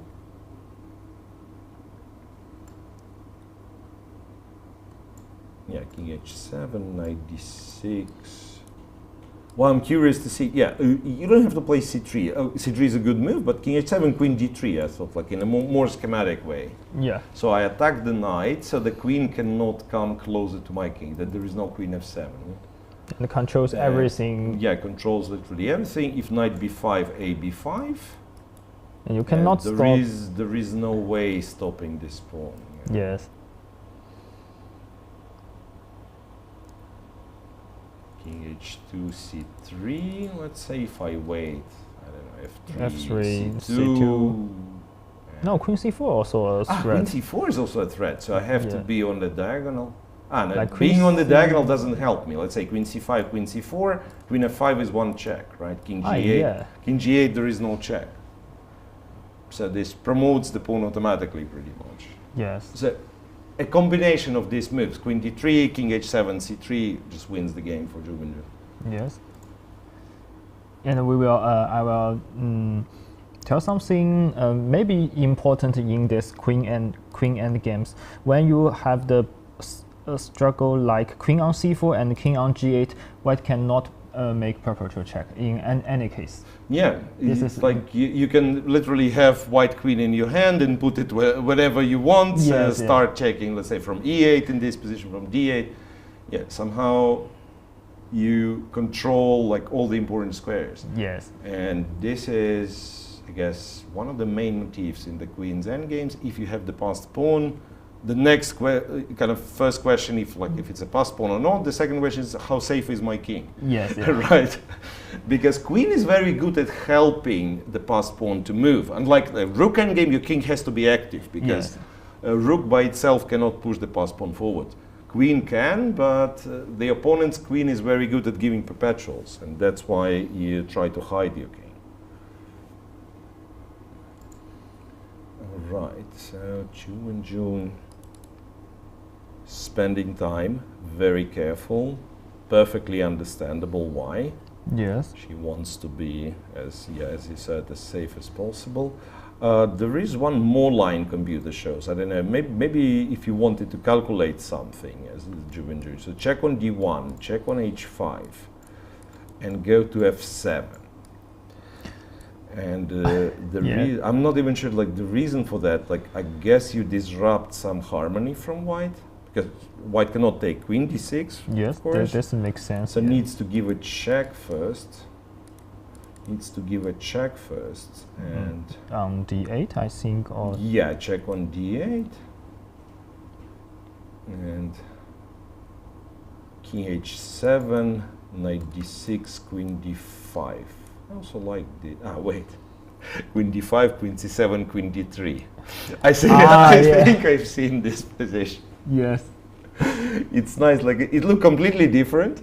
It's absolutely different line, and we come back to the same winning idea. Yes. So I guess after all, Wenjun will have to find it.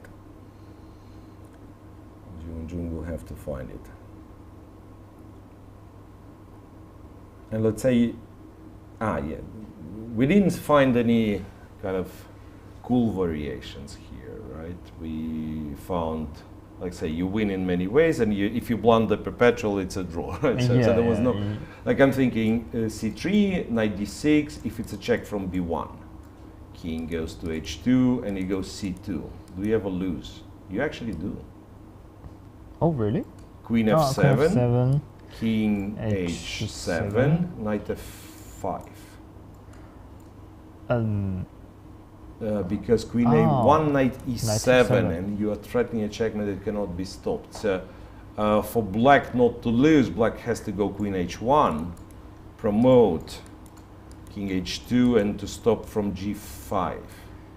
So now knight f7, knight e7, bishop knight c4. e7, bishop c4. All right, so it's super tactical, and even then after queen g5, I think white is much better because extra pawn. Yes.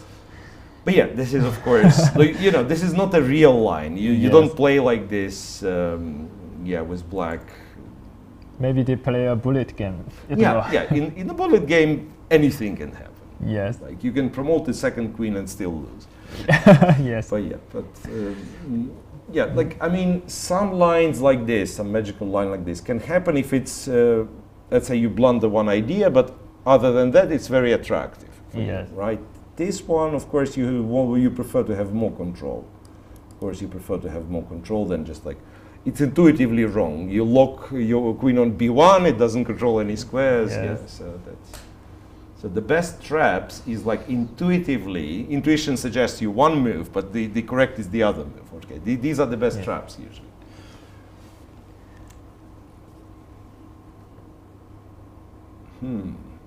But she's still considering. Actually, from this position, I think top players, or maybe I think like Wenjun or Tan Zhongyi, have the ability to calculate from here till the end of the game.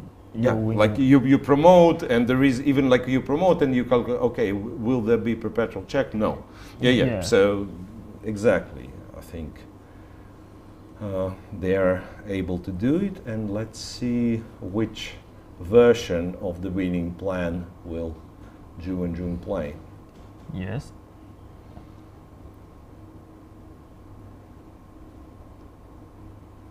Yeah, so I'm looking at 4 lines, and they all lead to same position. It's queen d3, king h7, c3, and then this our line when queen was going to f7, then to d5, then back to d3. Yes, just to travel around the world and come back to d3. Yep. Right. Oh, wow. Anyway, 4 games in a row in the World Championship match. I cannot even think if it...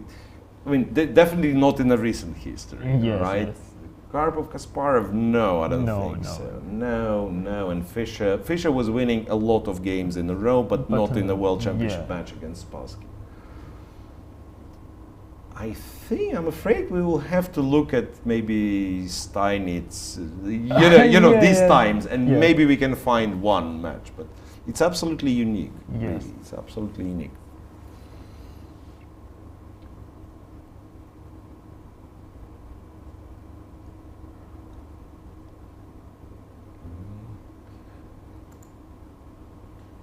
Already 10 minutes spent.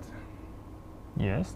And again, yeah, I understand, like for us, it's everything, we control this, we control that, but when you're playing it, when you understand, it makes you like that, like very close. Yes. Like one step away from the World Championship title or defending the World Championship title in Wenjun's case. Of course, you want to be super sure. And also, I said b takes e4, your last choice. Maybe this is your last, real calculation in this game. So, of course, you can allow yourself to spend more time.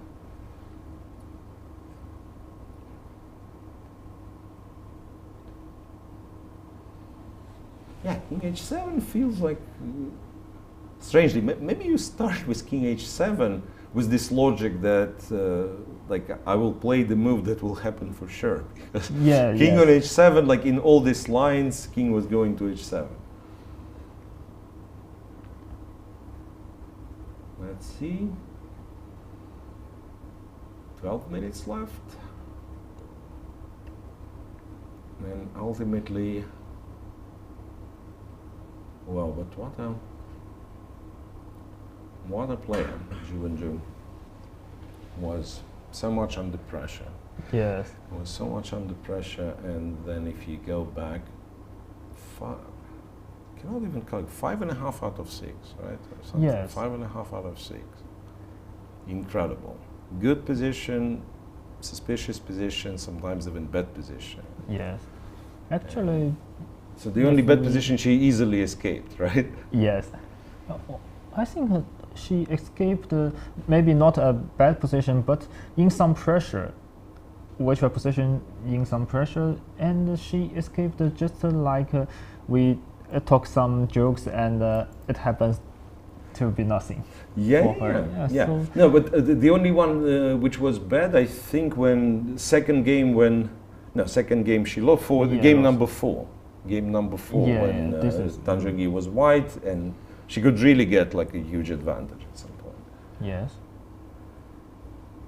But it also shows Wenjun has a really, really big heart.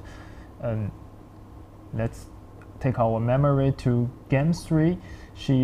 Wenjun lost in game 2 and down 1 point, and in game 3's opening, she was, I think, totally outplayed, and Zhongyi easily equalized the position with black. Yeah. And then Wenjun found some very difficult ways to keep the game continued and wins a very difficult endgame. Yeah, but exactly, this game 3, I'm thinking psychology of the players, because some of them, you're still disappointed from the previous loss, and the game is around the only thing, okay, maybe let's at least make a draw and, go prepare. No, she goes for it, she's trying, and she's the one who keeps the tension better, right? It was a very tense match, even in this game, which looks, again, people would be looking later on, when you look through the text of this game, at your, chess software, you press the blah, blah, blah, next move, and you will not feel how tense the game was. You think, okay, black just won. Now, when you see the players, when you see how much energy was put into it, it's absolutely different. Knight takes d6 and queen to d3. And she played queen f7, king h7, knight f5. There is this trick. Queen d7, knight e7, and you are lucky to have queen e8, but it wins. Yes. Queen e8, queen f5 check, and g6. And then c2, and then you win the knight.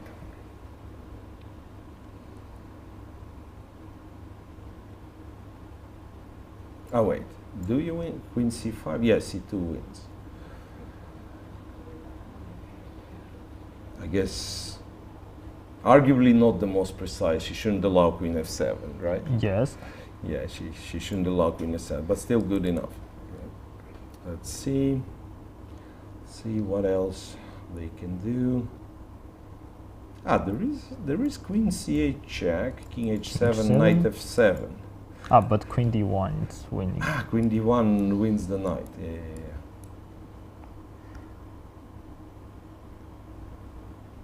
Well, so queen f7. I think Tan have to play queen f7, knight f. Yeah, I mean she has to play queen f7 and knight f5 because like, is it good or bad? But you're threatening checkmate in one, yes. right? I mean, if you want this game to continue, that's what you do.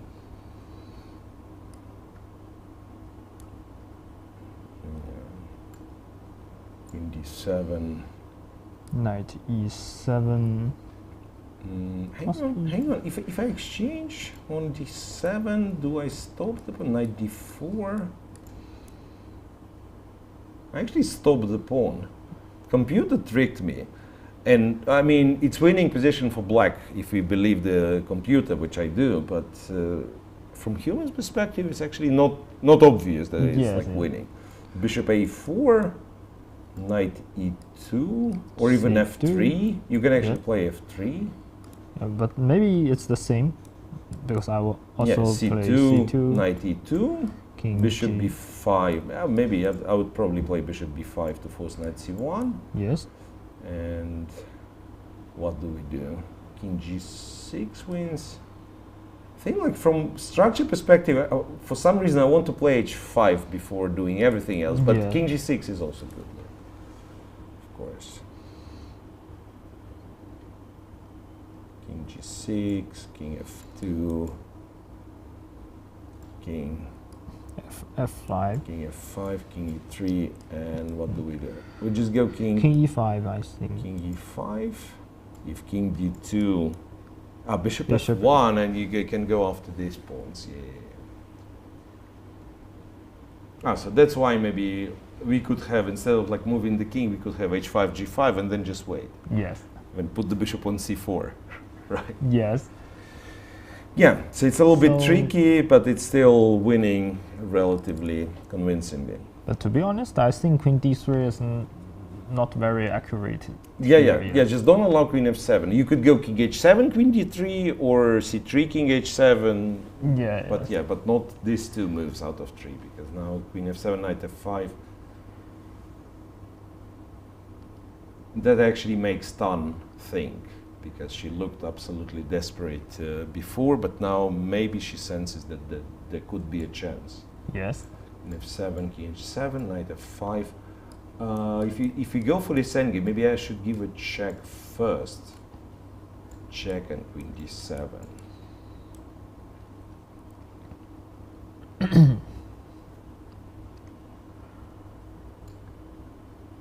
Because knight e7. But maybe knight e7 because here There is like no check on no c, check on c1. check. Yeah. Queen f5. G6. Queen c5. If c2. Can go knight d5. Yeah. Yes. So something. Still some chance Yeah, for of course, there's some white. tricks. Yeah, some Yeah. tricks. Like for instance, instead of c2, the move that computer likes a lot more is queen f8. But how do you come up with with this move? So, like, I guess pinning the knight. Yeah, queen f8, Yes. and then after queen c7, it's queen f7, and finally you can go c2 and win Yes. this knight. Yes. No knight d5. No, nothing. Yeah.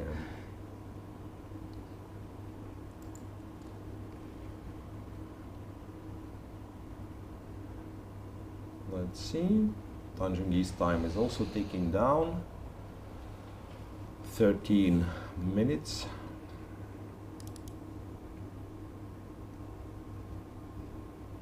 But yeah, you're absolutely right. She shouldn't have allowed queen f7. Yes. I mean, one other day it could be, I don't know, you don't have queen d7. Yes. And it's actually a checkmate. So if you could prevent it, yeah, it's better to prevent it, of course. Because in my opinion, of course, I know Wenjun had calculated this queen d7, queen e8, which the forced move in after queen d3.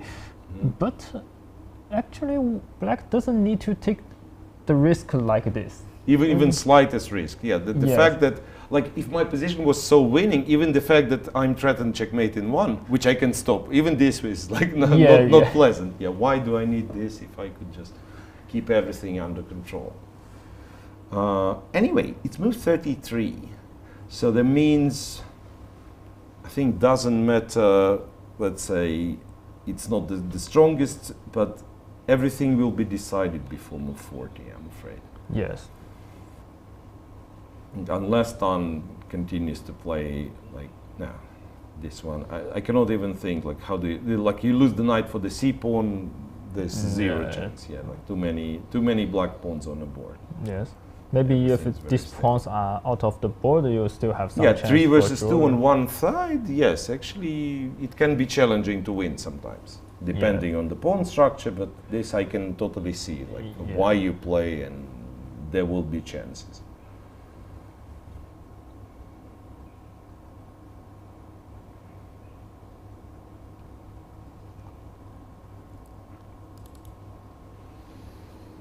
Yeah, I'm surprised this is not played yet, this queen f7. Maybe she considers knight b5. Remember, we were not sure. Yes. Yeah, maybe knight b5, a b5, and like some queen endgames, even though there is no way to stop the c pawn. Yes. Because c2, queen c4, and that's it. Yeah, but if you know queen on c4 and king on g8 is a struggle which completely winning and no straightforward repetition, then you will not consider knight b5. Consider this one.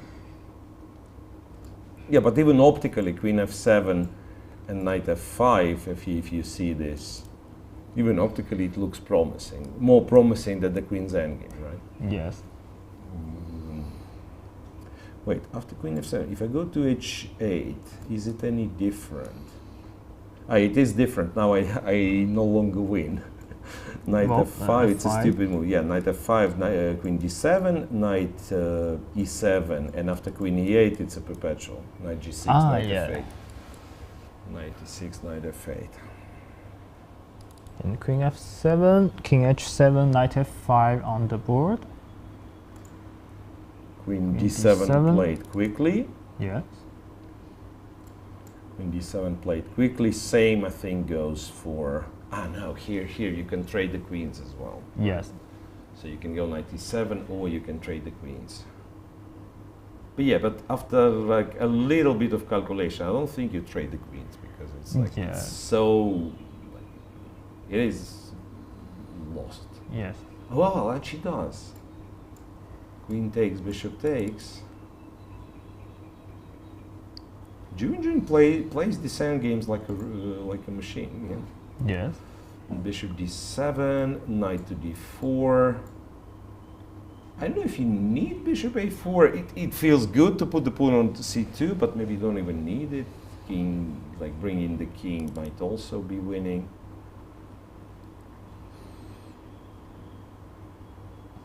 Let's see.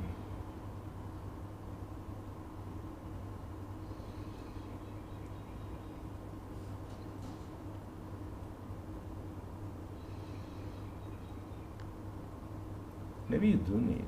Yes. Because now, for instance, there is bishop f5, which is a flashy move, which I like. And apparently it drops a significant part of the advantage. King f1 is like a better move. Yes. King f1, c2, knight b3. And somehow this king is coming closer, and maybe... Yeah, so the idea is like I will get king on d2, and then knight c5 will be my threat, maybe. Yes. That's the point. So that's why black need to play bishop a4. Yeah, bishop a4, and then to kind of force the knight to back to c1, then bishop b5 cutting away the knight. Yeah. So you don't need to defend the c2 pawn, right? You need to restrict white's knight. Yes. So bishop a4, in fact, is much stronger than other moves.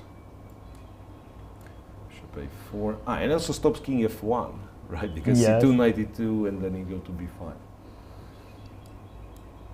And she's played it. And I think Tan She has will played it. play knight e2 anyway, because if you knight e2 c2 is a move which, well, Yeah, like if you do Yeah, anything else, well, c2 can force you to go knight knight e2. e2 and- So that's why, yeah, you probably play knight e2, c2. f3. Yeah, I guess like we were playing f3, but what else? What else can you do? Yes. Yes, f3. Should be 5, knight c1.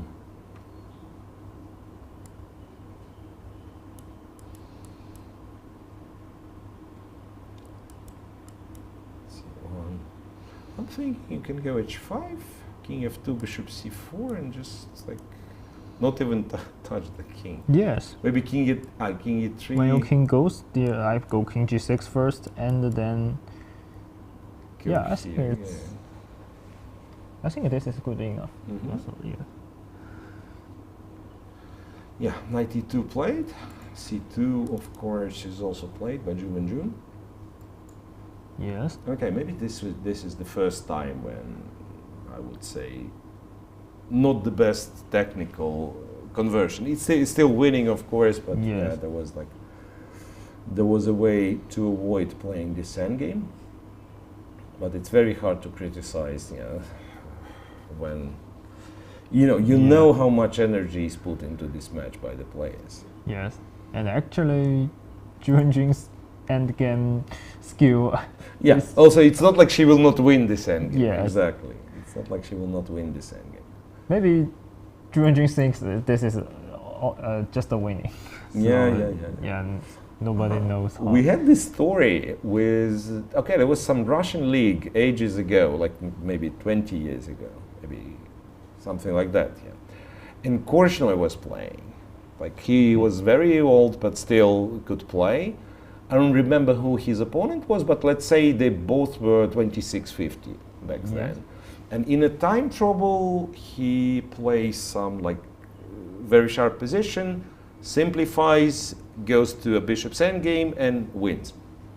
After the game, he is asked by one of the teammates, like, Victor, yes, that's nice, but you also had like this tactical win, Yes. and we were not sure if this endgame is winning or not. And he goes, I won exactly the same endgame 50 years ago. Whoa. And like when you say 50, you understand it's maybe he was one in the world who could. I Yes. know this endgame is winning. I won something like that 50 years ago. Wow, So this- I'm not saying Wenjun won this 50 years ago or something, but it seems like whenever we get to a technical endgame, she knows. Yes. This opposite colors with extra pawn, she was playing very convincingly, so she really, really knows her endgames.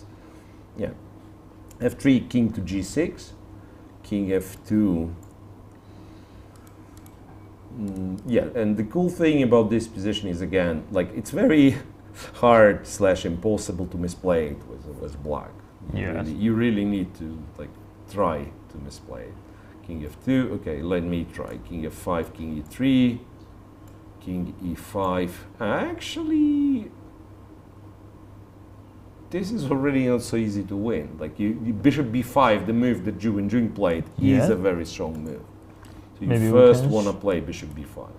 Maybe you can show why this is not yeah. easy So to if win. bishop b5 is not played, if like say the king is running forward, To e5. yeah, let me see. King g6, king f2, and king f5, king e3, king King e3, e5. king e5. Now, what do? We cannot go king, or can we? King d5. No, here is a white to play. White to play. Sorry, Yes. sorry. Of course, yes. And after king g2, what is the move? Yes. Of King course, d2, now. no king d5, Yes. and if you go bishop b5, now the knight is free. You don't have to go yeah. to c1. You go to f4, you go to c3, so you say have some jumping. Yeah, the king takes care of the pawn. So that's why it's just simply logically better, right? You force the knight to c1, and then you do whatever you want it to do. But in the game, Wenjun played bishop b5 very quickly. It means she knows she understands what like probably already see like some picture how she's planning to win. Because if you don't know this endgame very well, this bishop b5 is the 40th move. So exactly, and she still had the time. So maybe you think, maybe I should spend all my time on the last move. On move 40 just to make sure. Cross the time control. Well, we actually did reach the time control. I just realized. Move 41, knight to c1, and now that's like really awkward situation where like this game can last anything from 5 minutes to an hour maybe. Because like players getting half an hour each, and Wenjun is thinking. Well, actually, Tan cannot really. I mean, she can think, but she cannot really bring any surprise anymore. Right? Her moves are very, like, say, understandable. Yes. Actually, this kind of position is said it only depends on black can win or not. It's white cannot influence. Exactly. White can just play the normal moves and please please make a mistake. Let's just hope for opponent make a mistake. I think it was more referred to opposite colored bishops, but maybe this is the same. When the defending side has zero active counterplay, and then someone described it as like you assemble the puzzle, like from the small pieces you assemble the picture, and your opponent cannot let's say cannot get in the way, because like if we play and both sides have counterplays, I'm assembling this puzzle, I want to make a nice picture, and you go no, right? I have something else in mind. But here, white literally has to sit and wait. King e3 and king f2, whatever. The moment you go king d2, the g2 pawn falls. I guess you probably do, like if black just say king f5, king e3, h5, probably still you go king. Actually, this is a wrong setup. h5 is a good move. Wenjun played a good move. h5 is a good move. After king e3, you know what? King g5 is what computer plays. Maybe just stop you play not allow g4, right. Yes. King g5, if king d2, now you go after the pawn. Bishop f1, king c2, bishop g2. And just finished. Yes. If I don't take c2, if I go knight b3, black takes g2 and I go knight c5, but of course I will never be in time. I'm still trying to get counterplay for white. Of course it's like miles away. Takes king g4, king g3. For my bishop, I just need one move to defend your b pawn, but for your knight it's and also black has 2 pawns. I'm thinking maybe h pawn would be enough, but like that, it's absolutely hopeless. Well, they both play relatively fast, so I suggest maybe we kind of observe, and if there is no long thing, maybe we can wait for this game to finish without going for like the usual break after the time control. Maybe just let's see if any of the players starts to think. Because as I said, it's a tricky situation, because you want to be there when the game's over, but it can be anything from literally resigning on each move, or let's say thinking it's half an hour each, more than half an hour for each player. Actually, for Wenjun, there is something like to choose from. You know what? Maybe to do it like super professionally, maybe you go bishop f1 here. king f2, and you go bishop c4. Yes. The same, but the knight cannot move at all. I don't know. It's not much of a difference in this game, but somewhere it can actually make difference. Yes. So it's like that's how we were told to play endgame back in the day. So if you can get the same position, but like with slight improvement, you always have to do it. Yes. Actually, for this position, it's no difference from this tiny difference, bishop b5 and bishop c4. But in some, let's say, rook endgames, always we have rook check and then go to somewhere. Then we start to start the plan. Yeah, we can go. Yeah, I agree. Yes. Even this idea that you give a check, so the king is a little bit far away. Yeah. Right? Yes. Or actually, I think it happens in game too. Tan Zhongyi wins the game. Some like rook b8 and rook b7 check. Then two checks. Yeah, exactly. Yes. Exactly. So before going with the king, she needs like 2 checks to have the rook on the 7th rank. Yeah, yes. You're right. King g5. Wow. King g5, which was top computer's choice. Yes. Actually, incredible. Just a few minutes ago, we are still, like, say, a king g5, maybe not easy to find. Not easy to find, yeah. Well, she plays, but also she has the time, and she feels like it's easy. King d2, bishop g2. Yes. So we have all this line. Yeah, maybe. Yes. Maybe we have to say, like, for example, just king e2, bishop f1, knight b3, for instance, and then if bishop g2, if the king is on f5, yes, in this moment, you go g4. Yes, for example, I can. Maybe I can show get it. this. Yes. So I go g4. I don't want to look at the engine. I will just like express my thought. Yeah, g4, black takes everything. I think I take c2. I guess I will have to, and I only need to trade the knight for the g pawn, right? I only need to trade the knight for the g. Maybe I don't even take c2. Maybe I go knight c5 first. Look, actually, it could be a draw. Instead of king takes c2. No, instead of king takes c2, because c2 pawn is knight c5, and if let's say you are kind and you go bishop f1, yes, I go knight e6, knight e6. Ah, I know what you mean. Yeah, g5, knight takes g5. Actually, this position. It is a draw. It is a draw. Yes, yes. Like in order to force me to go b5. Yes. Yeah. Okay. Let's show why it's a draw. King c2. Yes. Basically, white is not planning to defend the pawn. I just stay in the corner. Yes. Right. King. Yeah.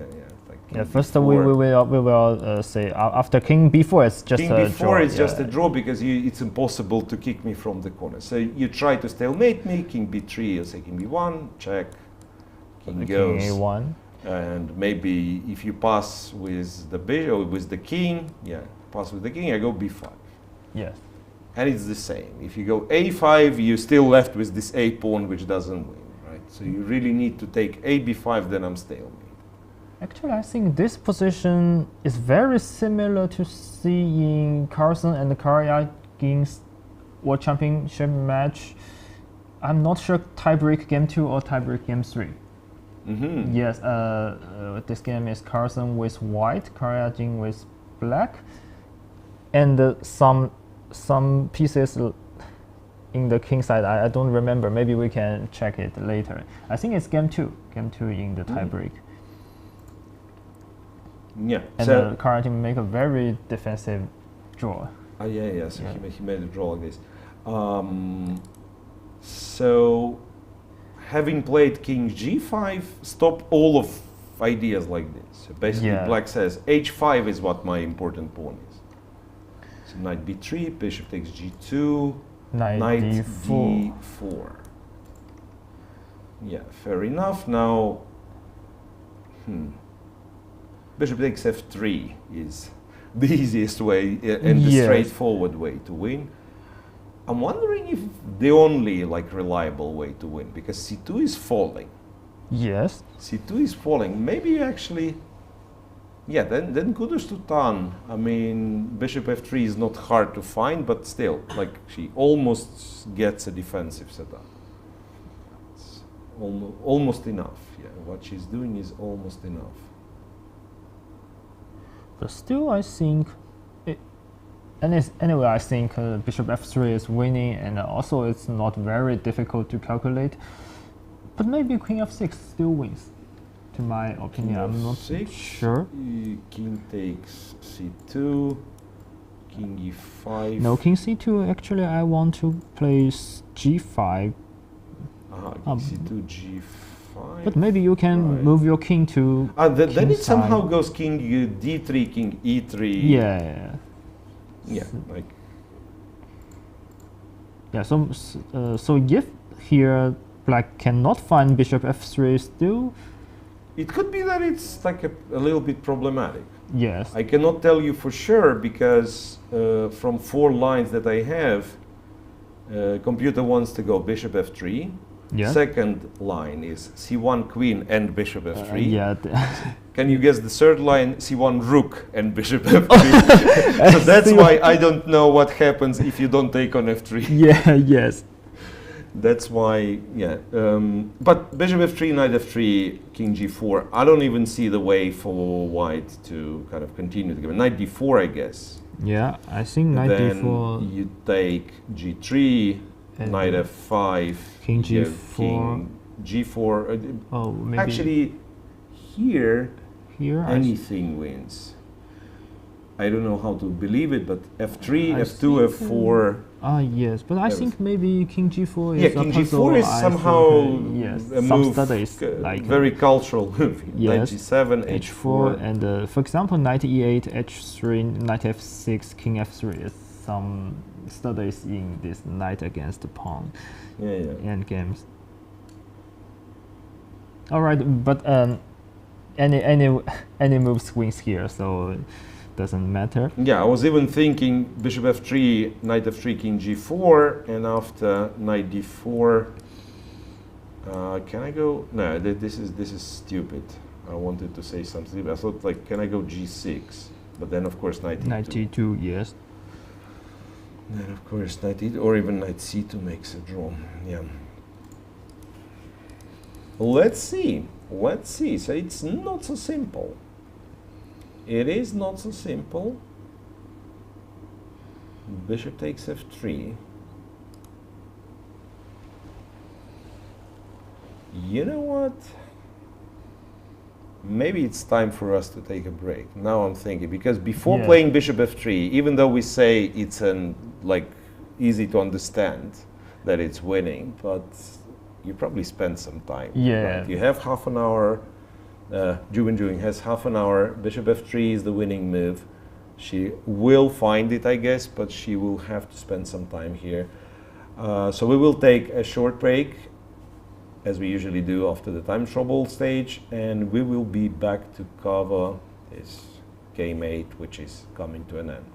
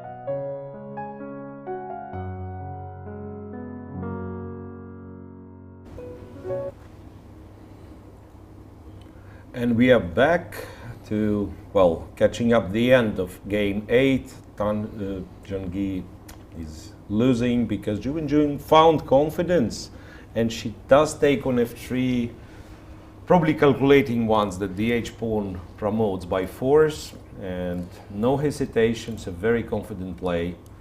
King g4, knight d4, pretty much the line we were discussing. King to g3. Well, Zhongyi spent some time here, but yeah, like it doesn't even matter if like you stop the pawn or you don't stop the pawn. You have to go knight f5, right? Otherwise, Yes. Black will have 2 pawns running. It will be absolutely pointless.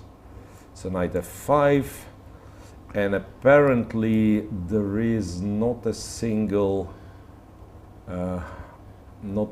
move that. Oh wait, King g2 doesn't win, but it's like Maybe because I can knight take takes h4 and knight e6. Knight e6, yeah. Knight e6, and you just go to g5 or f4 next move. Yeah. Yes. But yeah, King g2 is, again, it's not the move you want to play, Yes. right? That we were talking about. And anything else wins. f2, f4, g4. g4, I agree. King g4 is somehow the most comfortable move to play, because knight g7, this is the pattern that, let's say, if somebody is learning, 2 squares from the knight is like very good square for the king, right? And the other good square Yes. is on e5. Yes. Yeah. Or let's say you go h4, and if white goes knight e6, And which was saving white with the king on g2, right? So now Yes. knight one diagonal, on diagonal 1 square from the king, it needs 4 moves, right? It needs Yeah, 4 yeah. moves to give a check. So just go h3, knight c5, h2, knight e4, and you promote. Ah, well, actually, it is sort of important that you have 2 pawns, right? Because you will go c1, h1. Yes. I mean, you can go king f3 as well. You're winning Of in course, many yeah, ways, but yeah, c1, yeah. h1 is nice. So the c2 pawn plays its role also. Yes. c1, h1, and you take the knight at the end. Right, so it's good that we caught up on these last moves in this game. And it's amazing. We were discussing like some games looked decided in the middle game, but we didn't have a single game that will end before move 40. Yes. So very fighting. Both players are like trying to find till like the very best. And until game, at least we can say until game 7, it's only 2 draws in the whole match. Yeah, Yeah. which is unexpected for World Championship match. Yes. Right. I think in the open section, like dominant result is a draw, even for very, let's say, for very fighting matches. I'm actually not sure. Was Nepo Ding more results or was Ding Gukesh more results? I mean, more decisive games. Maybe comparable. Maybe. Yeah, maybe Ding Nepo. I'm not. Yeah. sure, So I mean, but even then, like normally the result you expect from one single game is a draw, right? Yeah, It's absolutely normal. Okay, I try you with white in some like Rui Lopez, and then it's a draw. Yes. Next time you try me in Grunfeld, I remember the line, it's a draw, and we go back and forth like this, and then somebody wins the game and maybe decides the match. Here, yeah, you would expect more results, but nobody could expect such dominance from one side. Nobody but Deep Seek. Yes. Yeah, and now it's even hard to imagine. Yeah. Like, what can you do? What can you do wrong? If the black hasn't got c2 pawn, white Let's maybe still have yeah, some. let's see. So it's king c2. Let's say, oh no, who's like white to okay, move king c2, king g4, right? Or I know what you want. For example, yeah, I like mean, this. like somehow we lose. We lose a tempo. Yeah. Let's say king g3, Actually, knight I think f5, this is still winning for black. 4, Yeah. king c2, king g4, knight g7. Still winning. Yeah, for it black. is winning. Yeah, Yes. the pawn simply promotes. Yeah. Yeah, h4. So somehow let's imagine that white gets one more tempo and he spends it on taking on c2. Yeah. The pawn still promotes. You can go knight e6, h3, knight. How I was stopping it, knight c5, I guess. Yeah. Yeah, but h2, knight e4, e4, king king f3. f3. Yes. F3, And and, then- that's it. Wherever you check, I play king g2, and it's the end. Well, so it also shows how important to keep the king 2 squares. Two beside squares it. away against the these little patterns, and you think, when I play, I will not remember these rules, or it's inefficient to remember so many rules, but it's rule when you first hear about it, and then somehow it becomes intuition. Yes. Like, so first move when you're in check, first moves you will suggest is like, okay, I go 2 squares from the knight, or I go diagonally from Yes. the knight. Yes, and it's actually good. Yeah, it's actually a good habit to have. So hard decisions when you have to play something counterintuitive and it's the right move. And here, yeah, it's hard to go wrong. But in our case, black also has the c pawn, which is a little bit helpful as well in our line with this. c1, the h1. Yeah. So, of course, very painful. Now I can use this word, I believe, very painful continuation of the match for Tan Zhongyi. Yes.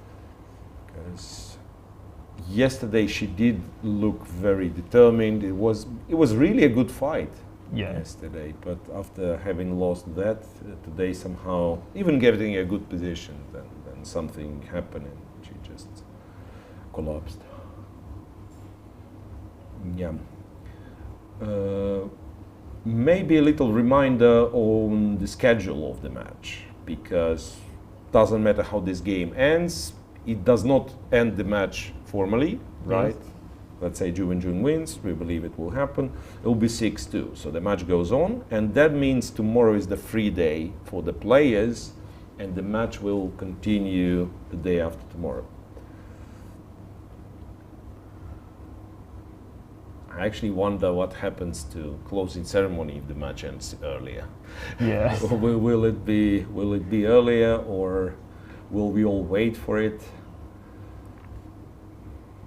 But maybe they can, because tomorrow is the rest day, and Yeah, maybe they will change the will, schedule. Yeah, maybe they will change the schedule somehow. Even though it's not guaranteed. I understand. Like if now June wins, she only needs a draw. She will have the white pieces, so it's very big chance match finishes next game. But Yeah. it's still not a guarantee. I remember once it was very hard to do a commentary on the last round when the tournament was in fact decided already. And sometimes you say, but okay, there is second place, there is third place, but that was women's candidates when Goryachkina won in 2019. Yes. And she won one round before the end. Yes. And then you think, okay, there is second place, there is third place, but who cares? Yes. Right? I mean, that's one of these unique tournaments, the candidates. I understand for players it may be difference in prices, but still, like first place is so much more than anything else. Right, so in the World Championship match, there cannot be a situation where you already won and the game goes, and the match goes, right?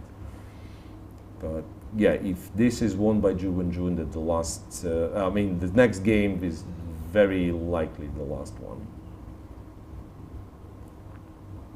And it's different from a basketball game or football game because we have a draw in our match.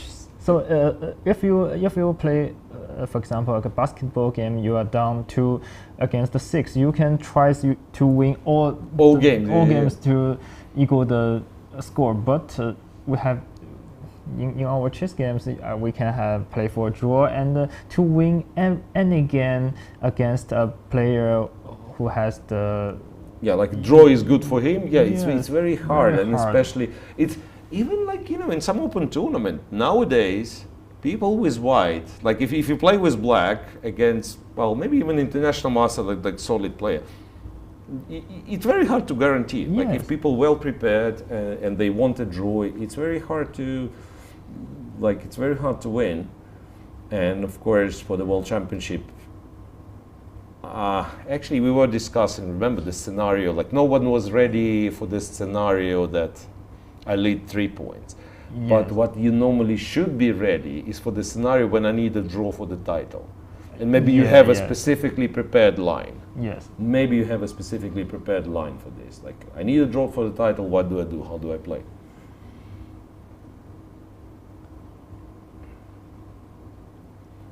Yeah. So, I mean, in this situation, it's not about time calculating. Yeah. I mean, she probably calculated this line. She understands she cannot stop the pawn, so it's not about her trying to find the way to survive. It's more of like you're reflecting what has gone wrong. It's usually sad moments for the losing side.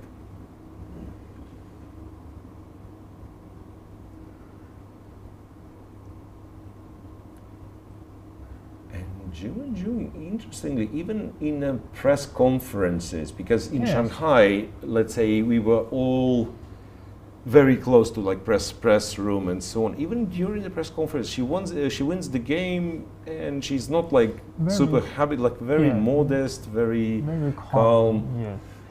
Maybe this is the way, because like. Actually, maybe we will say Wenjun and Tan are good friends. She doesn't want to hurt Tan's feelings, so in the conference she act very calm. But actually, we see Wenjun in the restaurant or walk around the hotel. She still stays calm, just not hide something. Yeah. Yes. So it's not like she pretends at the press conference and then she's I don't know, jumping and laughing and everything. Yeah, but maybe maybe that's the best kind of mindset. So you're in a little bit different state, like that normal you during the tournament and especially the World Championship match. So you know you will laugh if you win, and when it's over you will have like good time. But for the tournament, it's better to stay concentrated.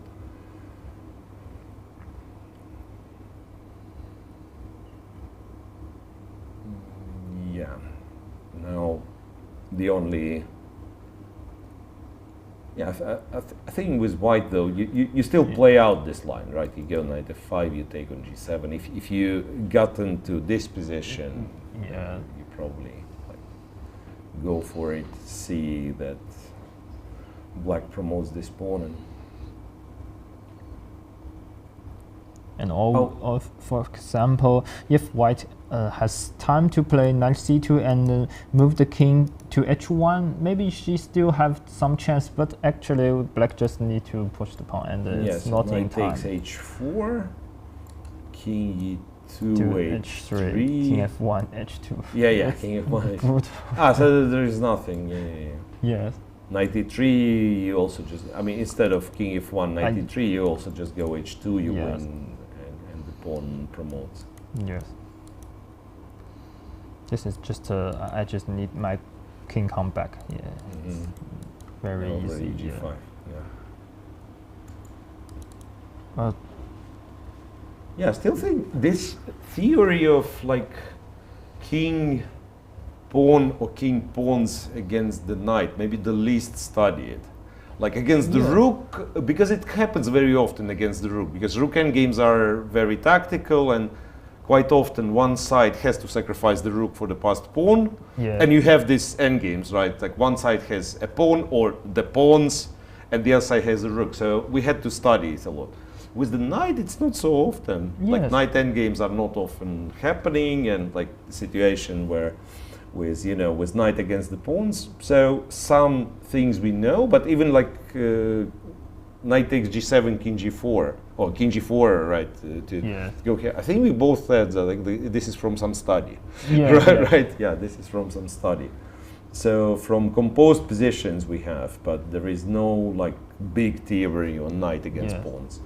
And you know, Miro, when you talk about this, I try to remember all the games Wenjun wins. I found she wins almost all kinds of end games.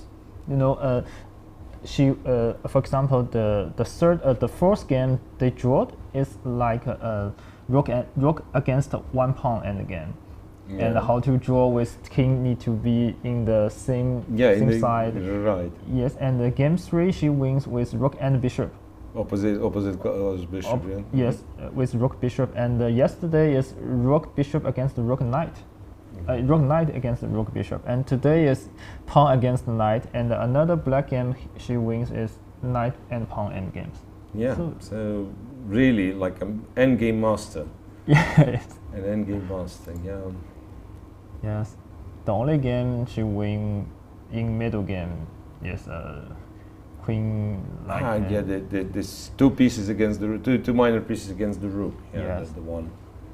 Which could have been an endgame actually. Like she Yes. could exchange the queens and win. Yeah, with minor pieces against the rook. Of course. Yeah, it is what it is. Well, so that means if she wins this one, it's very hard to imagine her not winning the match. Yes. And 5 times women's world champion. It's it's impressive achievement. Yes. And for me, to be honest, when like I knew Junjun was strong grandmaster even before she became world champion. But then something that was like really cool to me, that she won the title and then defended in a knockout. Yes. And this is like, I don't think there is such achievement. Because the opposite, like, it simply means that you're too much better than anyone else. Like when you win the knockout, then win the match and so on, right? But knockout seems to be so random, even like, Yes. okay, maybe she's the strongest, but still, you depend on results of 2 games, maybe 1 game, and you have maybe 5 up to 10 players who are really good. Yes. Right, so you can lose to more or less any of these players. Actually, when we talk about this, we can say Magnus Carlsen. He tried a lot of times to be in the World Cup, to World win the Cup, World Cup, which yes. is like knockout a tournament identical to the World Championship back then, right, for Yes. women's, right? And he won on what, like 4th Yeah. attempt. or something. He won For- eventually. Yeah, he yeah. won eventually in Baku, but he came close once and then was knocked out by Duda. Duda. Yes. And once he was knocked out in the second round. Uh, by those two, Busanji. Who is our Chinese commentator in Chinese section to just next to us? The next door to us. Yeah. The winner. Yeah. So you see, the winner of against Magnus Carlsen gets to commentate, right?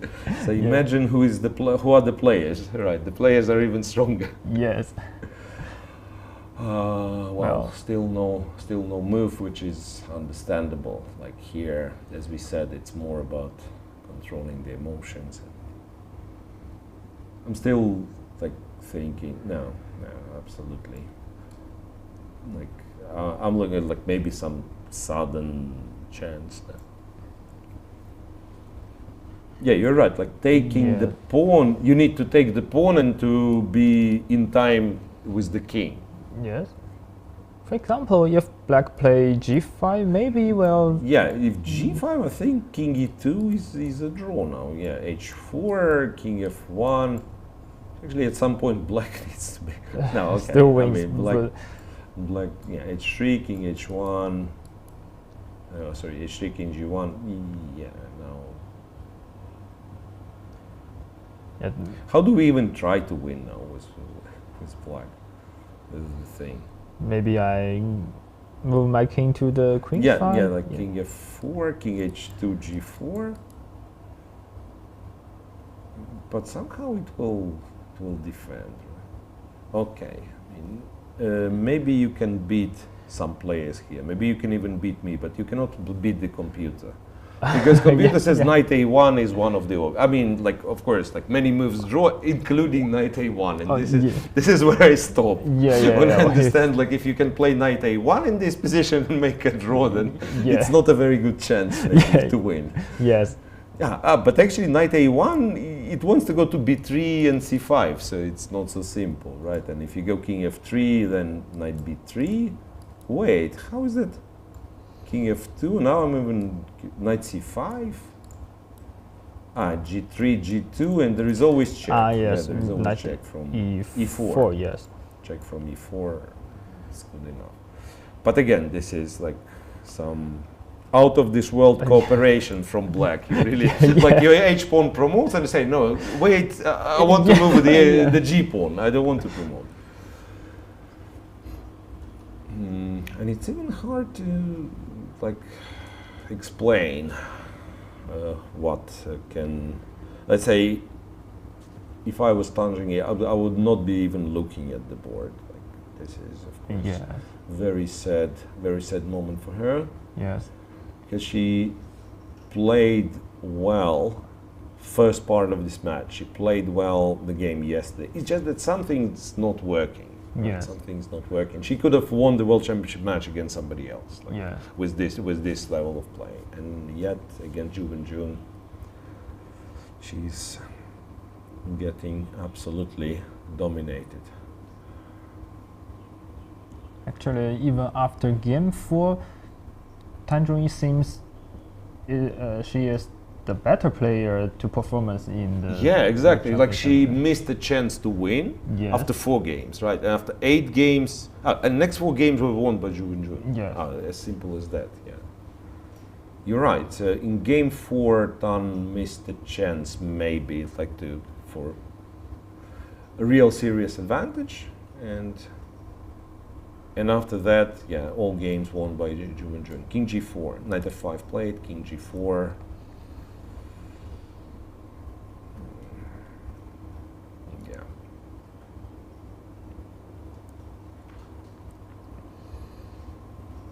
Knight g7 loses, knight e3 loses. Yes.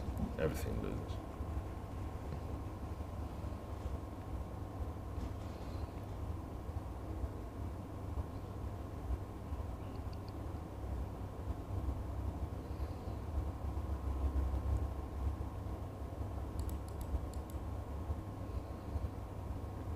Yeah, it's impressive. So Wenjun is like when it comes to endgame technique, it's like Magnus Carlsen of women chess, right? Yes. Because, well, I'm thinking about, like, say, open section leaders, like strong players. They all have their kind of good qualities, but if you think like who's the most comfortable player in the endgame, let's say you need, let's say we are fighting with aliens and it comes to an endgame, who do you pick to defend, right? To defend, let's say, a planet? Magnus Carlsen probably. Yes. Right, and here it's probably Jun.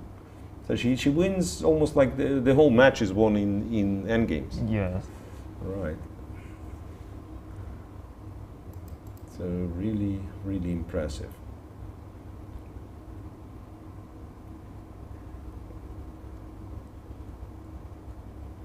Trying to find even like a little trick here. Knight e3. Knight e3. Yes. But okay, knight e3. Believe it or not, but if you go king f4, I don't know. Like king f4 is maybe possible to play. King f3 still feels better. Yes. But king f4 may be possible to play. King f4 Knight doesn't win. C2. Knight c2. Yes. And now my king is. H4, king e2, h3. Yeah, so black king is like not in the right place. Yes. All right. Yeah, I understand. So knight e3. So you win with king f3 and you win with king g3. Yeah, but king g3. King g3 repetition. Yes. So in fact, after knight e3, you're only winning move with king f3. Yes. Which is intuitively understandable. Yeah, Probably that's how you play, but Yeah. still. So technically, it's the only move. Yeah, technically it's the only move. Yeah, so that's And the Zhongyi check. goes for it. Yeah, knight e3 check, king to f3 played, Yes. and now Wow. now there is nothing to be done. Yes. There's absolutely nothing to be done. Of course, king f3 is really not a difficult move for Wenjun to make, but she responded too quickly, just like she. She knew what's going on. Yes, Yeah, consider she all the knew what's things. going on. Knight takes Knight c2. Now king h4 is the most logical. King f2 also wins. Yeah. By the way, g5 now. Oh wait, g5 wasn't winning in the previous position as well. Yeah, g5 now Yes, doesn't win. still king. G5. Maybe king e1, I think. King e1 is a draw, but what is funny, knight e1 is a draw. King g3 is what I would play. Like, Yes, I think. King g3 and then king e2, h4, King f1. king f1. And again, it's in time in the corner, right? It goes to h1. Yes. All right, so of course you don't want to allow it. So you play h4, which is on the board. And just as we talk about, now you go knight e1. I just put my king on the Diagonal, right? Yes, and it also does knight d4. I play king f2. Yeah, the same idea. Yeah, and then the h pawn just promotes. Knight e1, king. Nice. Look, after knight e1, Yes. black has two winning moves, illustrating our pattern. So you can go to g3 and then it's one square on the diagonal, or you can go king f2, knight d3 and back to g3, and then it's it's two squares. Yeah. So you show two good ways to escape the check from the knight. Yeah. Yes. But again, like we may be trying to make up a little story, but of course these moves, maybe even like the only winning move, but it's so logical to play it, right? So it's almost impossible. It's almost impossible to make a mistake. h4, okay, Tan once again is looking for maybe a slightest chance, but now I don't even know. And after check on d4. It's interesting, after check on d4, almost everything wins. Oh, because king e4 is moved with the tempo. You can go king e4, Yeah. knight e6, back to f3, so repeat the positions. It Yeah. doesn't really count. King f2 is, of course, what we play, right? Yes. King f2 is what we play. And then you don't allow white king to come closer. You are safe from the knight, so this is, of course, nothing to discuss. But maybe Tan will try knight e1, just like... Yes, because after knight d4, king f2, I think it just promote without any tricks here. Yeah, you don't even like have... No, it's just done. Yeah. Just done. Knight e1. Yes, again, king g3 is... King g3 is winning. King f2 is winning. King g3, king e2. King h3. h3. Ah, yeah, it's the same situation. Yeah. If knight f3, we just go h2. If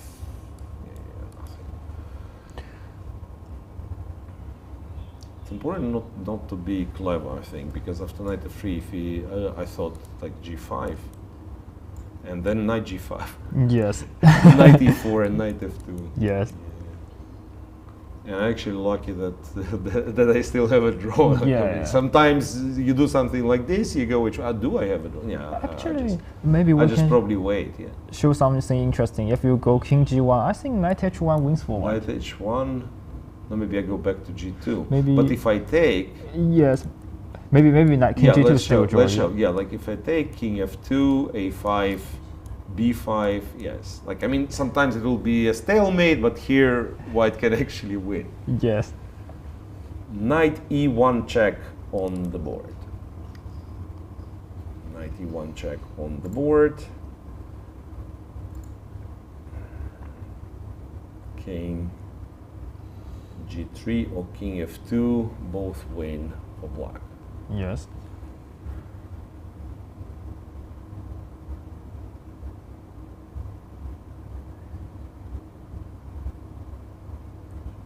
It's interesting how this moment she played king f3 quickly, and now this moment she's thinking. It's Yes. surprising. Yeah, I guess because you have a choice of two moves that make sense, right? Yes. You're probably not calculating a move like king g4 or king e4, but between the two, do you go to f2, do you go to g3? You actually have a choice, and maybe that's why. Ah, king Yeah. g3. Yes. She calculated, but not for long.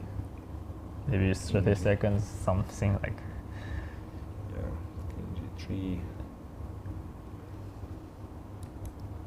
Yes, and now it's harder and harder for us to find variations where black doesn't win, Yes. even when we are trying. I think here, of course, the easiest is to go back with the king and the g5, but even king g1 also and wins. Go yeah. after the a pawn. Yeah. Exactly.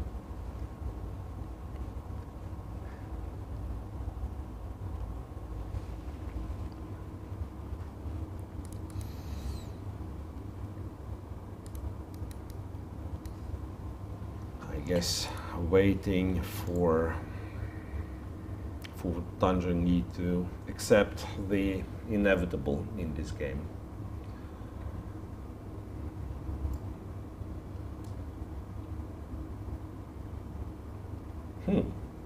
It's interesting.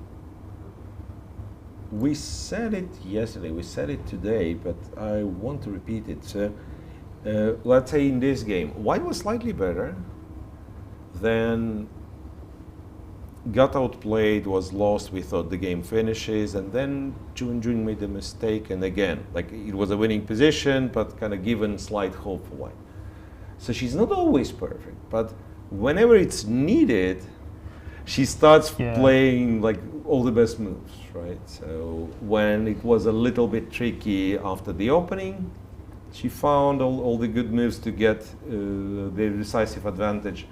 And then when we thought, okay, maybe there is a chance for white to escape in the endgame, again, she plays all the perfect moves. This is really, really impressive, what can I say?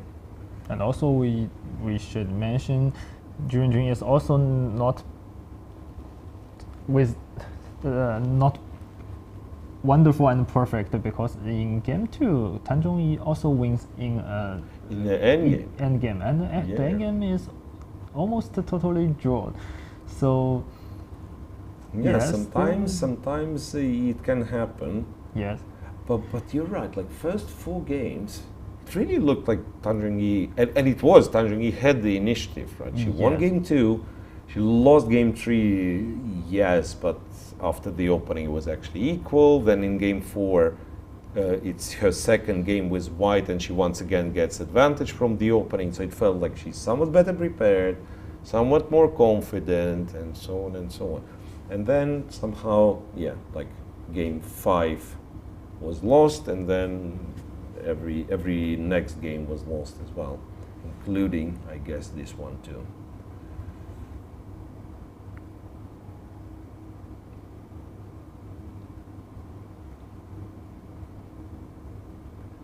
And yeah, behind the players, I don't think it's seen well from this camera angle, but this beautiful trophy flower in a yes. Today I come to see it with my eyes when in the morning the game not start, and the trophy is really impressive. yeah, so it's a Yeah. flower inside the glass, right? It's not like a flower in the glass. It's like you build a flower with glass. I'm not. I cannot describe it in English. Sorry. Right. Yeah, no, maybe. It's okay, but it's a beautiful trophy, and Yeah. as I said, I spoke with a media team, and there will be, of course, mentions on what this like what this trophy is made of, what it symbolizes, Yes. and so on. So you guys follow FIDE social media, and you will get an explanation what the trophy is. It is a beautiful trophy. Yeah. Yes. And also it's very special, And different from other open tournaments. Yeah, like the usual. You mean the usual sports cup, right? Yeah, the yes. way it looks. Yeah, yeah. But that's really unique, made especially for this particular event.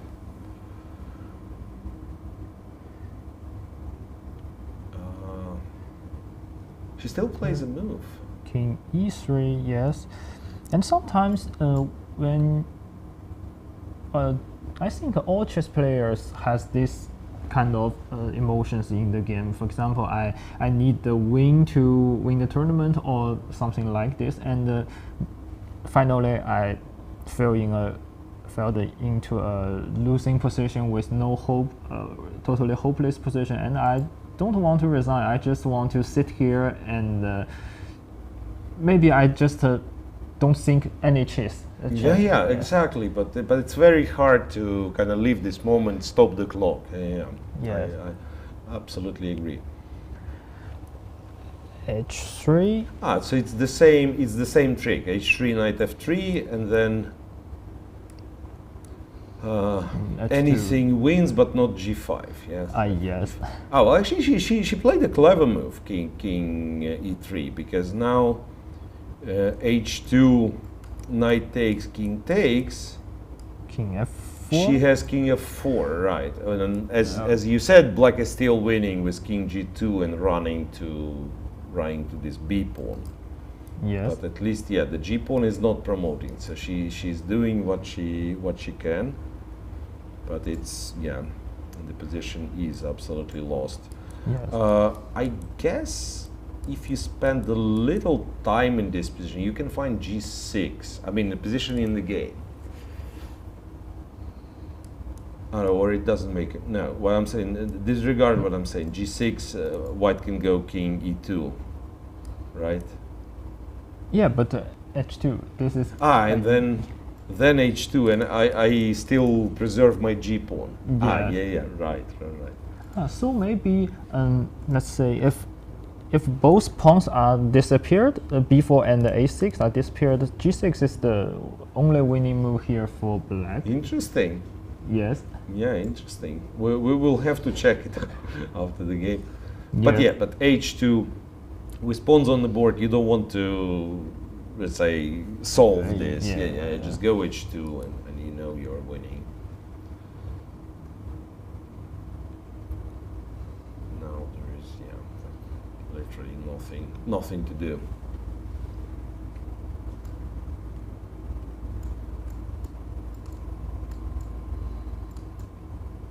I'm not even sure like how many moves is missing, how many moves white's missing, like in this line where he goes. Yes, take here, take king c4. Yeah, king e5, let's say. You need to go to c1. Let's say 1, 2, 3, 4, 5, and black has 1, 2, 3. So two, 3 moves. Yes. 2, 3 moves. Really.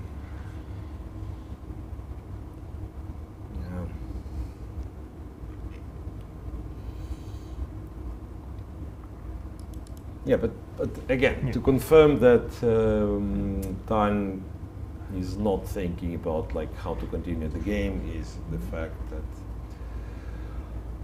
she resigned this game. It is a painful result for her, but once again, Wenjun, absolutely fantastic performance. 4 wins in a row. Yes. 2 wins here in Zhongyi. So the match restarted. It looked like it's a different match in yesterday's game. But yeah, it's a different match, but it's the same champion Wenjun. So score is 6 points to 2. Only half a point needed for Wenjun to claim her 5th World Championship title. This game's officially over, and match will continue the day after tomorrow. Tomorrow is a scheduled rest day. We will enjoy Zhongyi. I think players will still, like usually when they have a free day in the open tournament, like everyone is happy to, to come up with some activities. But players of World Championship match, usually they do not go to excursions on the free day. Anyway, please join us the day after tomorrow for game 9, because now each game can be the last game of World Championship match.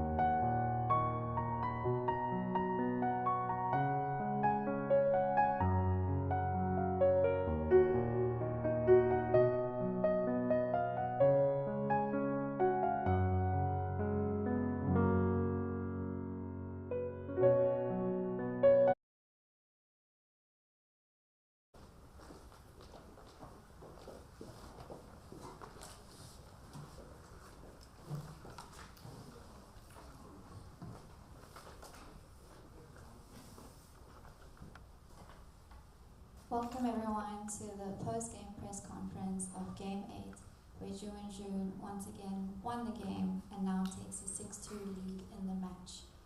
We have Yilin again here as our translator. Welcome.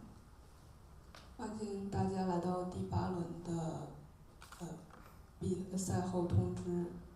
然后今天是具文君赢了，然后比分是6-2。Ju, congratulations on your win. What was your approach going into the game? 恭喜具文君赢得了今天的这盘棋，你的对这盘棋的战略是如何的？今天这盘棋我是直黑，然后开局下完我觉得白方获得了一定的优势，但是后面可能没有走好，给我迅速的攻击他的1-4兵，导致我后面获得了一些。So this game as black, I thought after the opening I was slightly worse, but she went aggressive and her pawn on e4 might be weak and gave me some opportunities. And Tan, today's game didn't exactly go your way. Can you walk us through when you thought things started to slip?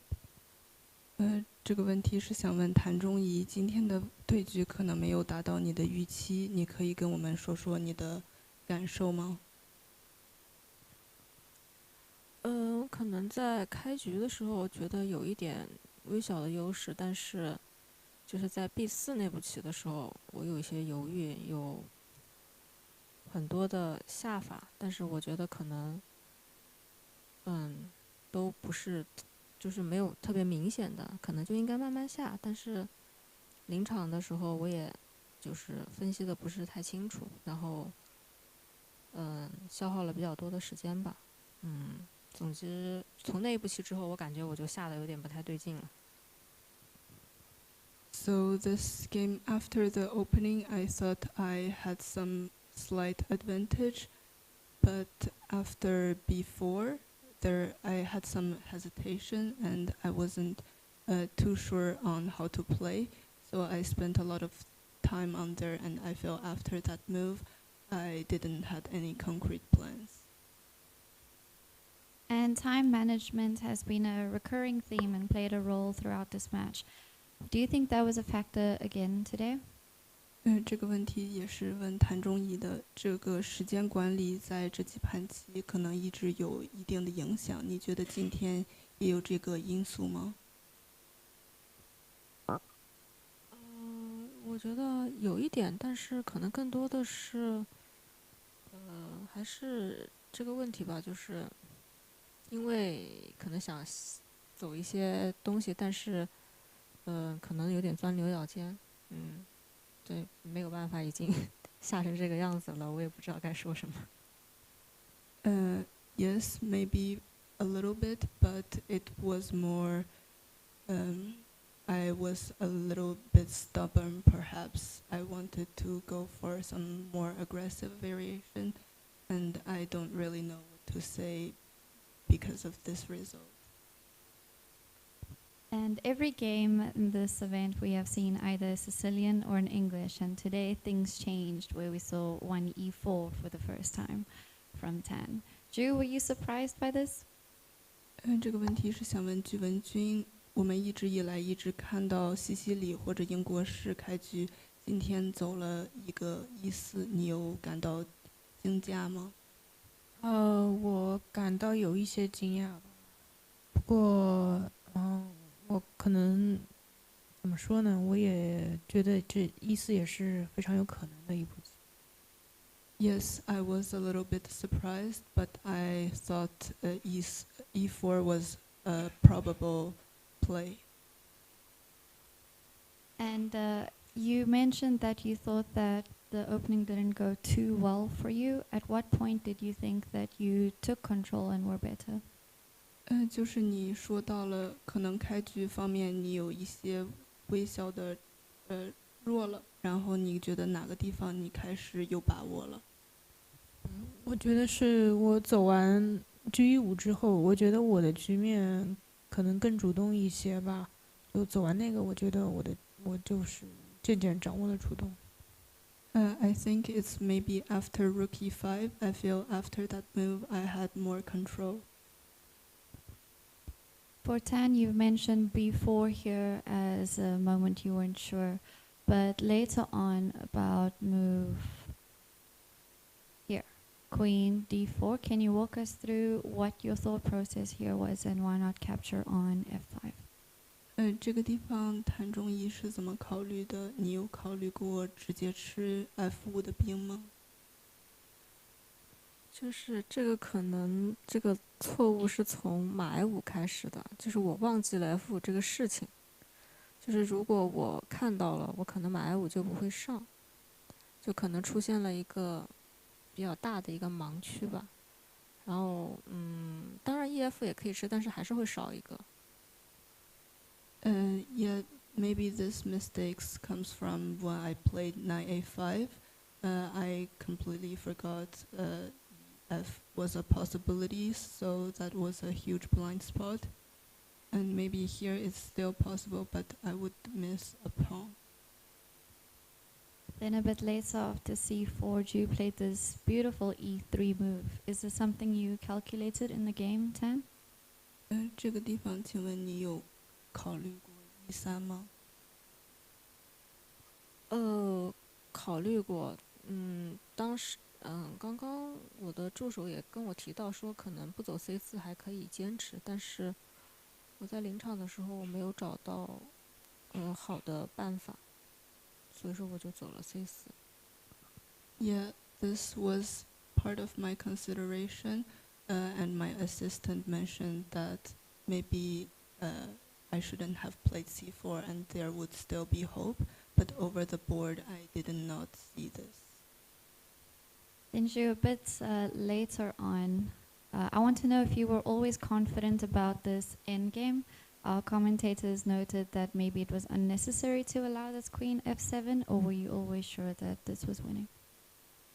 就是具文君这个残局，你就是很有把握吗？因为就是我们的解说员有说过，可能更好的不会让白方走后 F7这步棋。我当时计算的时候，我就是觉得后d3走完，黑方应该能够获得胜利，因为我觉得这个残局，我不认为白棋能够获得和棋。当然，我也没有看到更好的招法，这也是我为什么走后d3。Yeah, when I played Queen d3, I thought Black would be winning, and I didn't really see any possibilities that White could draw, and I didn't see any better move compared to Queen d3. And you've come back from difficult situations before. How do you plan to approach the remaining games? 谭中仪，你之前有过遇到困难的局面，但是你还是有所反击。你接下来的这盘棋有什么打算呢？就到了这个时候还是会正常的下吧，就是确实就今天这盘棋我犯了一些错误，就哪怕我后面想和对方也不会再给我机会了。都下到这个时候还是会尽量的把这个比赛更好的完成。Yeah, I will continue to play like normal, and at this point, in this game, I made some mistakes, and even though after I wanted to draw, but my opponent didn't give me any opportunities, so I will just play normally in the next few games. And Ju, you on the other hand are half a point away from securing the title. How do you think you'll be remaining focused and grounded? 就是具文君，你现在还有半分，可能就要卫冕了。你会怎么保持冷静和沉着呢？我觉得还是，去努力发挥出自己的一个状态吧，就是可能尽量的不去想比分的事情，更多的是，在对局中，就更多沉浸在对局中。I will try my best to be in the moment and play my best, and not to think too much about the match. And the final non-chess related question for both players. Off the board, what has been your favorite moment of this match so far? 这个问题是想问两位棋手的，就是你们在这个比赛中，没有下棋的时候，哪个时刻是你们最喜欢的？具文君可以先回答吗？我觉得可能是休息天吧，因为重庆还没有休息天，所以我想说，在上海的休息天，我和我的团队啊，我们就是一起，就是一起，首先是适当的调整了一下，并且，我们进行了一些准备，还有，我觉得是在上海的休息天。It would be the rest days in Shanghai because we haven't had rest days in Chongqing yet, and my team and I we first adjusted but also prepared. Yeah. 可能也是休息天吧，然后可能是回到重庆之后，我回家了一个晚上，可能会比较开心。Also rest days for me, and because in Chongqing for the rest days I went to my home and I was happy. Thank you very much. Now I will open the floor to questions from journalists. 非常感谢回答，现在有请记者同时提问。